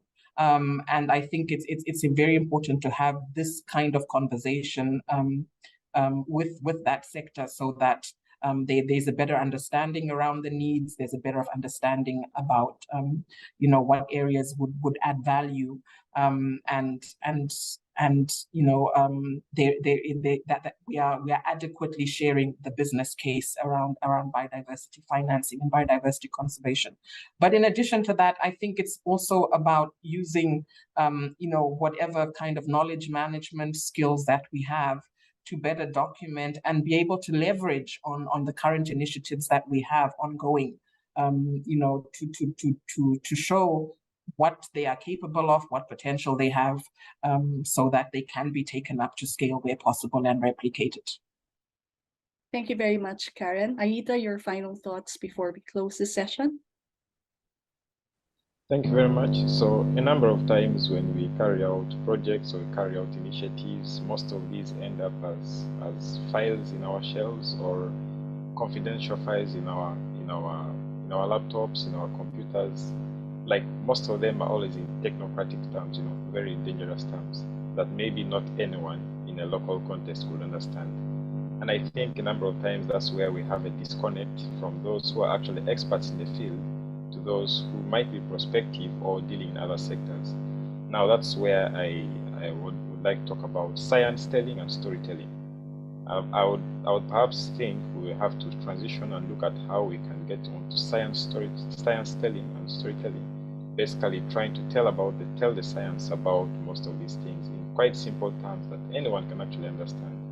I'll give an example of, you might talk about climate change. It's a very common thing we do talk about so many times in this space, and of course it seems quite obvious to everyone, but hey, it's not common, it's not obvious to everyone. There definitely are people who do not know what it is. So how do we break this down to make it a lot easier? With storytelling, you're looking at people's different perspectives, people's experiences, people's thoughts on how things have worked out for them. So when we carry out some of these projects, when we carry out these initiatives, how do we actually tell stories of what has been carried out? I know the overall goal of carrying out initiatives is to have an impact on particular communities. We always have target communities we want to impact. So what is their story of how this project has been? I think a number of times when we tell stories about what has been done, it helps inspire action, and a number of times, if these are actually scalable, then they can always be adopted by potentials. There are people who are always out there looking out for these just to pick up and apply in their contexts. So I think that's it from me. Thank you very much, Aita, and thank you to all of our excellent panelists today. Thanks to Global Landscapes Forum, and I hope this sharing session has been beneficial to all of our participants.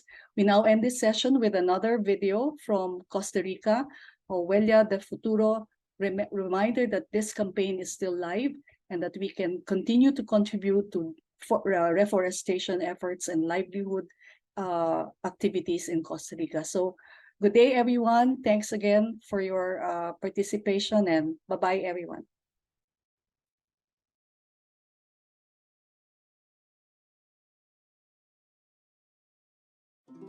The planet has sent us a loud and clear message. Nature and people's prosperity are connected. Due to the COVID-19 pandemic, Costa Rica, as well as the rest of the world, is facing social and economic challenges and requires solidary action to recover from them. Which is why the Costa Rican government, MINAE, FONAFIFO, FUNBAM, with support from BioFin, UNDP, created Huella del Futuro, a crowdfunding campaign that seeks to improve the living conditions from people in the North Zone, specifically women. An initiative that all people and companies might join. We need your help to restore Costa Rican landscapes and ecosystems with native, forest, ornamental, and fruit trees in order to support a sustainable, fair, and inclusive economy reactivation. On the first phase, we want to plant 200,000 trees in the northern region and ensure their maintenance for 5 years, while generating new jobs and green wages that will be possible with your help. We would like to contribute with the Costa Rican goal of reaching 60% of forest coverage by 2030, as well as enhancing communities' resilience amidst the climate emergency and to protect the country's biodiversity.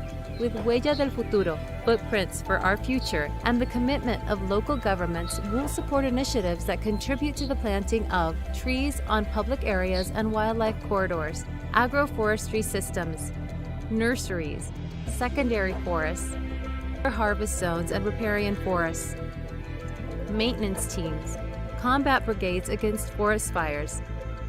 Through the fund collection platform, you can adopt from 1 to 1,000 trees, and the corporate footprints that exceed the adoption of 1,000 trees will be acknowledged sponsors of live sculptures made by Costa Rican artists.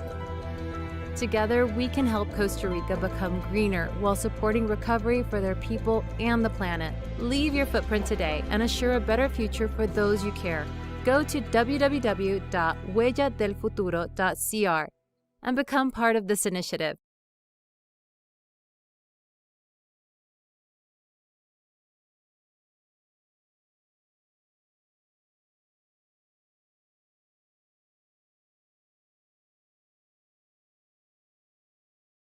Welcome to this session on finance, forest and restoration, how to protect biodiversity and improve livelihoods. My name is Lyndall Bull and I'm a forestry officer at the Food and Agriculture Organization of the United Nations based in Rome, Italy. Joining me on this panel today are two esteemed guests, Mokena Makeka, who is the principal from Dahlberg Associates based in South Africa, and Mark Wishney, the Chief Sustainability Officer and Head of Landscape Capital, BTG Pactual Timberland Investment Group based in North America. I'm excited to explore with Mark and Mokena today their perspectives on how the private, public and philanthropic sectors can work together to deliver sustainable products while also improving biodiversity and livelihood outcomes. And Mokena, I'm going to have my first question with you. Mokena, Dahlberg has just released a report, The Growing Role of Forest Products in Climate Change Mitigation and the Need for Nationally Determined Forestry Approaches to Achieve Net Zero Emissions, released at the recent UNFCCC COP27. That report clearly highlighted the important role that forest and other bio-based products will need to play if we're to achieve those climate targets that we've just been negotiating.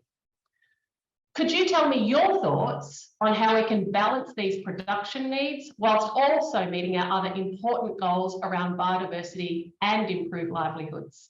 McKenna? Thank you very much, Lyndall, and it's a real pleasure to be here with you. I think the most important thing that comes to mind is the role that climate-smart forest economies can play. And that phrase means that it's much larger than sustainably managed forests, but it's about understanding from forest to frame what is happening with regards to carbon in terms of how the landscapes are managed, manufacturing processes, as well as understanding the demand side of the equation. Selective logging and other sorts of really innovative techniques have actually increased biodiversity in certain landscapes. So for example, in Gabon, through these very smart and progressive climate smart technologies, we've actually found an increase in elephants in certain parts of the country. So the idea that productive forestry or productive landscapes is in contradistinction against biodiversity or livelihoods is in fact not true. And in fact, what we're finding is that biodiversity often leads to tourism, and that in turn allows for new green livelihoods to emerge through climate smart forest economy practices. Thanks, McKenna. Mark, I'm now going to turn over to you. So BTG Pactual has recently launched a $1 billion reforestation strategy in Latin America. Can you tell me a bit about that strategy and the steps that BTG Pactual is taking to also deliver those combined goals and outcomes of production, restoration, biodiversity, and livelihood outcomes? Mark? Yeah, thank you, Lyndall, and it's good to be here with you and McKenna today. BTG Pactual is a large institutional timberland investment manager, which means we work with large investors who want to invest in sustainably managed forests. And we recognize that as there's a surge of interest and increasing recognition of the urgency of the climate challenge and of the role that forests and the broader forest economy, as McKenna described, can play in helping to address climate change. We realized that there is sort of a gap in the market in that investors need, large investors need institutional platforms and well-developed strategies in which to place their money in order to achieve their goals. And those goals are increasingly including not just financial return, but also goals around climate impacts, positive impacts on nature, and positive impacts on communities. So what we've done is designed a strategy where we've taken all of the most impactful components of our commercial activities and we've assembled them in a strategy that we think does a very good job of achieving all of those objectives. And really the core of it is to focus on reforestation, on planting new trees in landscapes that used to have forests, where the forests have been cleared, the lands have been converted to another use, primarily cattle pasture in these cases, and restoring forests so that half of what we have in our portfolio are commercial tree farms of well-known species that generate all kinds of products for the uses that McKenna was describing. And the other half are restored forests, restored and protected forests. And by developing a portfolio that is half and half natural forests and half commercial tree farms, we think that we can deliver financial performance, that we can provide products that not just help forests that we plant sequester carbon from the atmosphere, but we can produce products that store carbon in long-lived applications that substitute for more carbon-intensive alternative materials, and we can support large landscape scale restoration in those same landscapes, so that we can achieve those dual objectives of financial performance and the economic and community benefits that we can derive from that, and the restoration of natural ecosystems that help to restore biodiversity, improve watershed health, and provide a whole range of other benefits. And the two together are what make this strategy, we think, compelling. Thanks a lot, Mark. It's just fantastic and really interesting. Thank you. McKenna, back to you. So you work at the interface of philanthropic government and private finance. And I think it's generally well accepted that public-private cooperation is going to be essential if we're to realise the magnitude of the investment that's required to meet our environmental and social goals. However, I think it's also well accepted that public and private organisations don't often speak the same language. So can you give me your perspective on what are some practical changes that perhaps we could consider so that we have improvements in collaborative efforts that result in improved biodiversity and livelihood outcomes, particularly at scale? I know it's Fantastic. not easy. No, it's a great question. In fact, I'd like to, use this opportunity to build on some of what my colleague Mark has been saying. Well, first of all, what we've noticed is the lack of harmonization from a policy perspective. And this is super important when we're talking about the public actors and what is the type of enabling environment that they're creating for private capital to come in, as well as philanthropic action on the other hand, as well as communities. And without actually naming specific countries, but just to give you an example, in certain countries, we find that there's challenges on the demand side, the perception that wood is not a good material for construction. In some instances, there's even legislation that prevents that. So if we're trying to really unlock these sorts of value chains, we're finding that on the demand side, there needs to be far much more thought about progressive compliance, understanding of technology, understanding what's possible, and in some instances, even changing building regulations. But the same also applies to the role that the state may play from a taxation perspective. For example, I remember working in one particular country on the continent where there was a lot of discussion about to what extent can the state start taxing essentially this new form of carbon revenue. And we had to advise this country that if they taxed it too much, it would reach a point at which it would drive away private sector investment. But at the same time, it also had to reach a minimum threshold where there'd be enough capital that could go back to support communities. So there's this balancing act that governments have to play in this nascent economy. And from the philanthropic sector, something that's not just specific to forest economies, but it's actually quite general.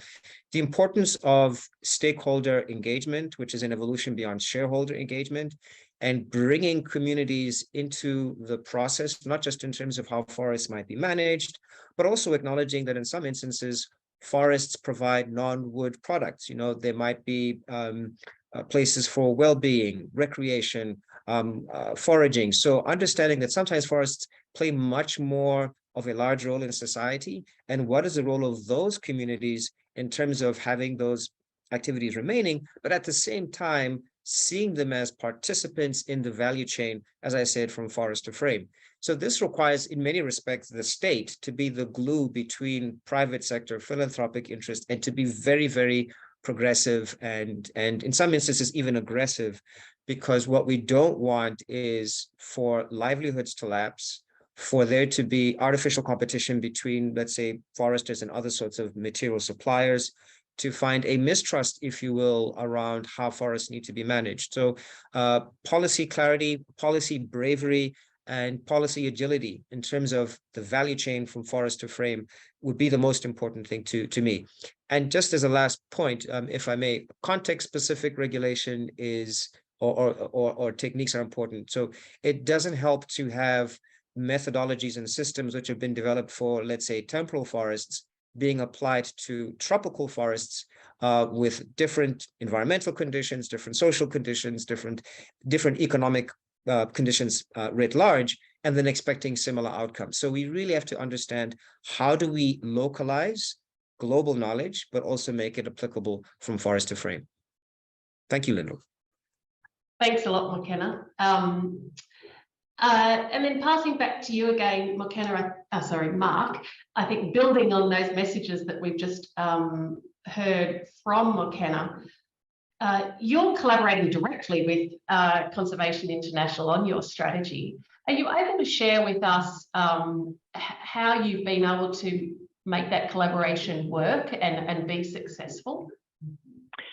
Yeah, thank you. Great question. I guess, building on some of what McKenna said, in this case, we have a specific collaboration with Conservation International, the global conservation organization, to serve as impact advisor on this strategy. And I would say we're thrilled by this collaboration, and really I think it has started with a very clear understanding of what, in fact, we are seeking to achieve through the collaboration, and I think from Conservation International side, what they're seeking to achieve, that is, we had sort of long discussions with them and realized that there was an opportunity by collaborating together for each organization to achieve important objectives and to really in the end, make the strategy much more successful if we're successful in each contributing our part.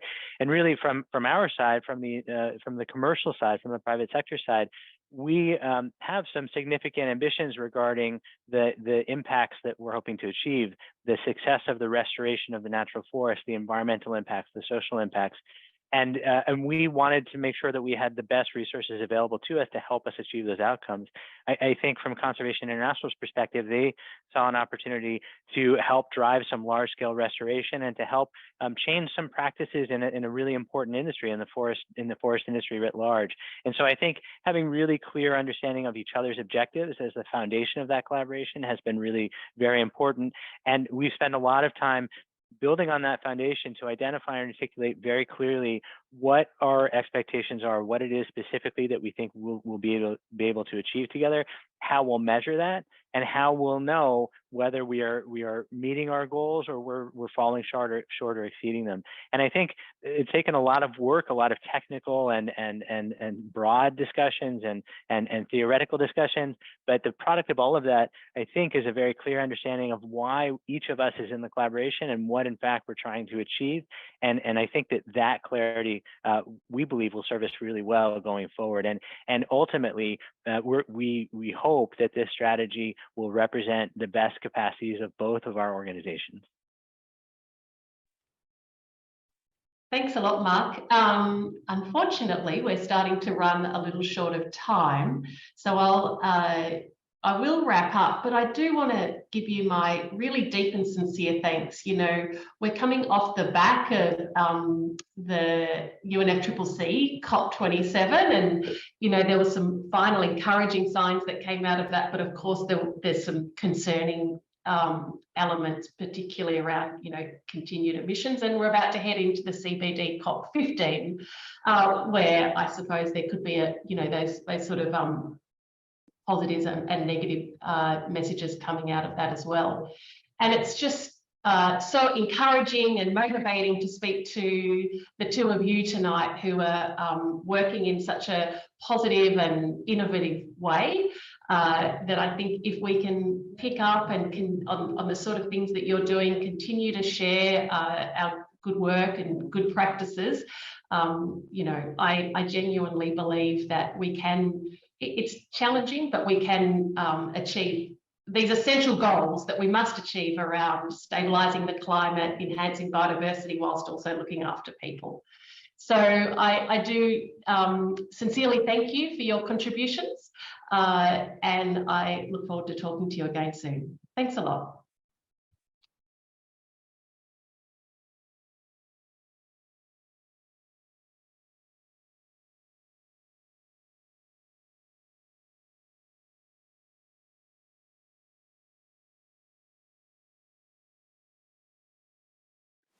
Hey Jan, the expert has sent us this report on the Indonesia case study.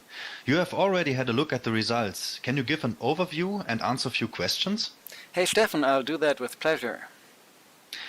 So, if I remember correctly, the investment provider Financiers Social Forestry aims to reforest a degraded area on Borneo in Indonesia, right?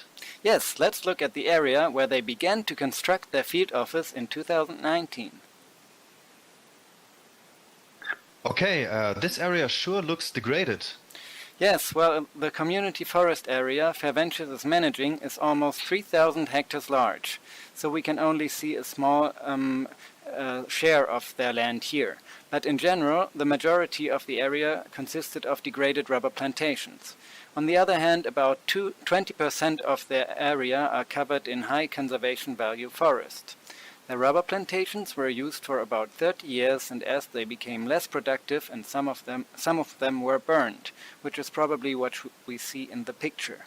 But Financiers planted sengen trees to reforest the area, which you can see close to the construction site of their field office, which you can see now. They chose Sengen because it fits the ecological conditions of the landscape and because it has a high economic value and it grows fast. Okay, well, how fast does the Sengen tree actually grow? You can see that in the second video, which shows the same area just 2 years later. Oh yes, wow, they grew quite a lot. Yeah, the Sengen trees you can see here are about 12 meters high. You can also see a small cash crop plantation at the right side of the road. Okay, some cash crops, but do they really only plant Sengen trees, focus on Sengen trees? And I mean, planting just one tree species does not seem like a good strategy to foster biodiversity, right? That's a valid point, Steffen. Actually, Financiers Social Forestry puts the focus on the social dimension of their work. They want to generate as much decent employment as they can, and according to their assessment, the Sengen tree outperforms all other trees on an economic level.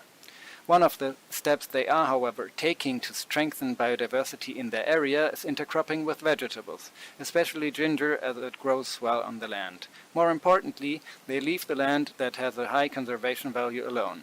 This is the 20% high conservation forest, but also other sensitive areas like buffer zones around water bodies. Okay, I appreciate the effort to foster biodiversity, even though this is not their primary objective, but how effective are they from a social perspective? So I would say they are pretty effective, though not perfect. So they did create 45 regular jobs and 130 jobs for daily workers. And according to our consultant, they recruited mainly from local villages, which is positive as well. But for the full picture, you would have to take a look at our upcoming case study. Right, okay. Let me summarize it. In line with the name, the investment of Financiers Social Forestry is relatively strong when it comes to social criteria. Regarding biodiversity, there are also good aspects, like leaving the high conservation value areas untouched, but there's also the concentration on one tree species, the Sengen. Did I summarize that correctly? I think so, and while you're at it, why don't you quickly present our upcoming products to our audience? Sure. So, first of all, I would like to tell the audience about our project. It's called Investments in Forest and Biodiversity Conservation, and it is funded by the German Federal Ministry for Environment, Nature Conservation, Nuclear Safety and Consumer Protection. And the case study in Indonesia, as well as another one in Canada, are part of this project.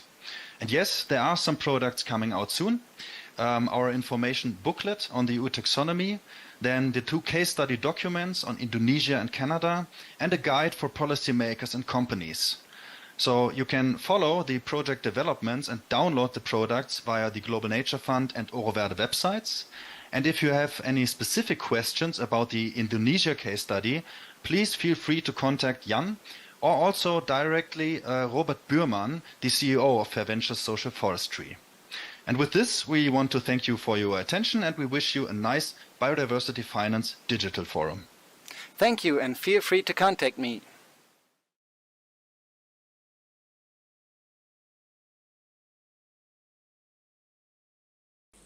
The degraded area we planted used to be an expansion of grass and ferns due to the forest fire many times.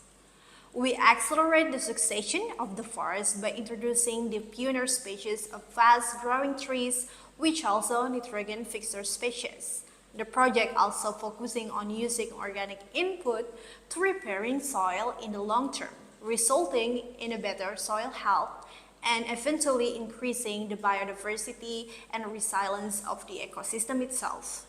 The conservation of existing forests in the permit area contributes to maintain the local biodiversity that already exists in the area, such as tropical trees, rattan, fruits, and fauna like deers and macaques. The project has 2 groups of beneficiaries. The first group is farmers in the communities of the current planting area and their families. Currently, these farmers rely on slash and burn of agriculture, logging and mining as a source of income. All these activities are actually illegal, and thus the livelihoods of these farmers are unsustainable and unstable.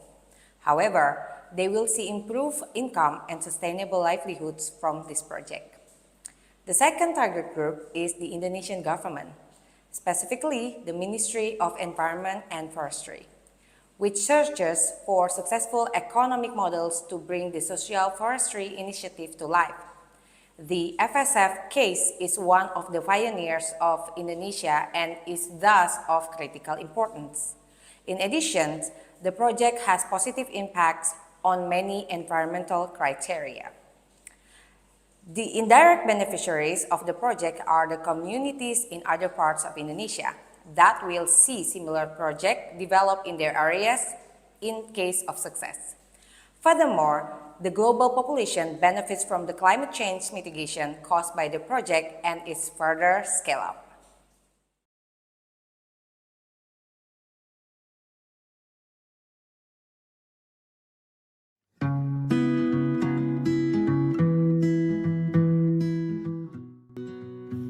Hello all, my name is Kandi, joining you from Kenya.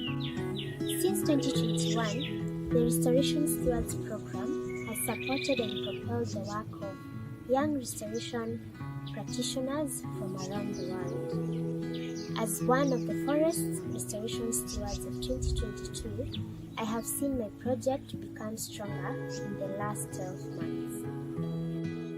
This year-long program provided me with funding, mentorship, and learning opportunities to scale my team's restoration efforts.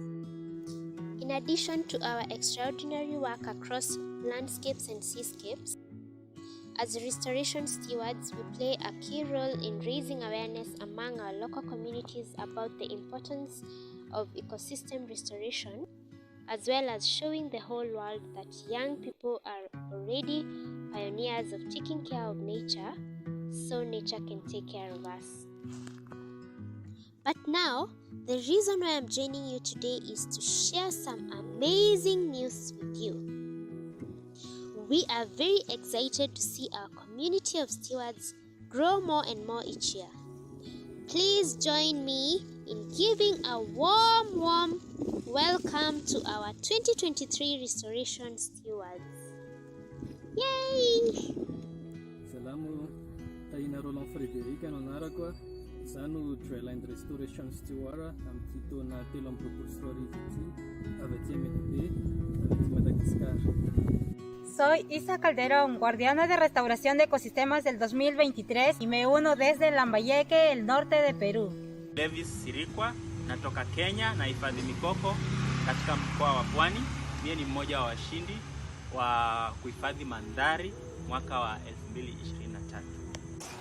My name is David Santiago Rocha Cárdenas, the 2023 Peatland Restoration Steward. I'm joining you from Colombia. මම 2023 පරිසර ප්‍රතිසංස්කරණ භාරකරු වෙමි. මම ඔබ හා එක්වන්නේ ලංකාවේ Kalkudah සිටයි. Ako si Gloria Amor Paredes, ang 2023 Forest Restoration Steward. Nakigduyog ko ninyo gikan sa Mindanao, Philippines. Hai, saya Dwirian, Restoration Steward 2023 dan saya dari Kabupaten Ketapang, Kalimantan Barat, Indonesia. A warm welcome to our new friends. During the coming year, we will follow the stories of these young restorers.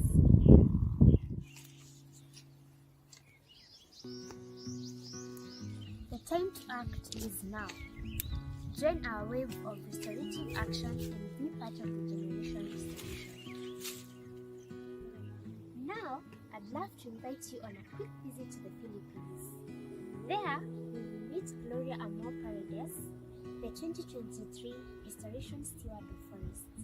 Hello, Gloria. Could you please share with us what young restoration practitioners like you need from policymakers and the finance world to support your work? Hello, Candy. Thank you for your warm welcome. I am so happy to be joining the Restoration Steward community from the upland forest of Mindanao, Philippines. Ecological actions coming from the grassroots are ever growing. As we know, many of them are led by passionate young people committed to contribute to a just future. But these local youth-led actions must be matched with political will from our leaders and decision makers. One of the ways that they can support us is by creating spaces for more open dialogue to better understand the challenges of community-based conservation efforts. This will also allow for greater recognition and support of small initiatives that are usually based in remote areas but are effectively empowering those in the margins. Speaking also from experience, the institutionalized incentives that are in place where we are only influence the participation to extractivist and expansive land use practices. In the meantime, groups like ours, which is indigenous and local youth-led, must go through complex requirements and navigate outdated policies to access financial facilities and resources. So apart from creating knowledge platforms to strengthen the capacity of local groups to access and manage funds, we also hope to see a more streamlined financial channel that does not exclude community-based conservation efforts. We hope to see programs that incentivizes efforts that looks at conservation more holistically, one that prioritizes culture and people over profit. Thank you.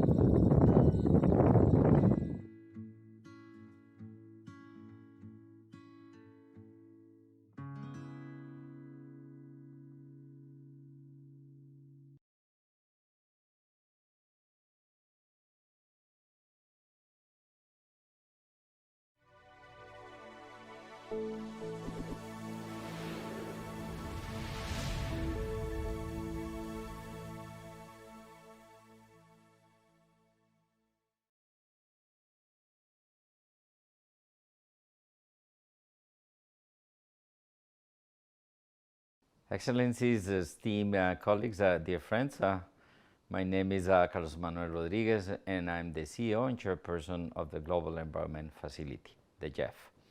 I'm speaking to you from Washington, D.C., where I'm chairing the GEF Council meeting this week.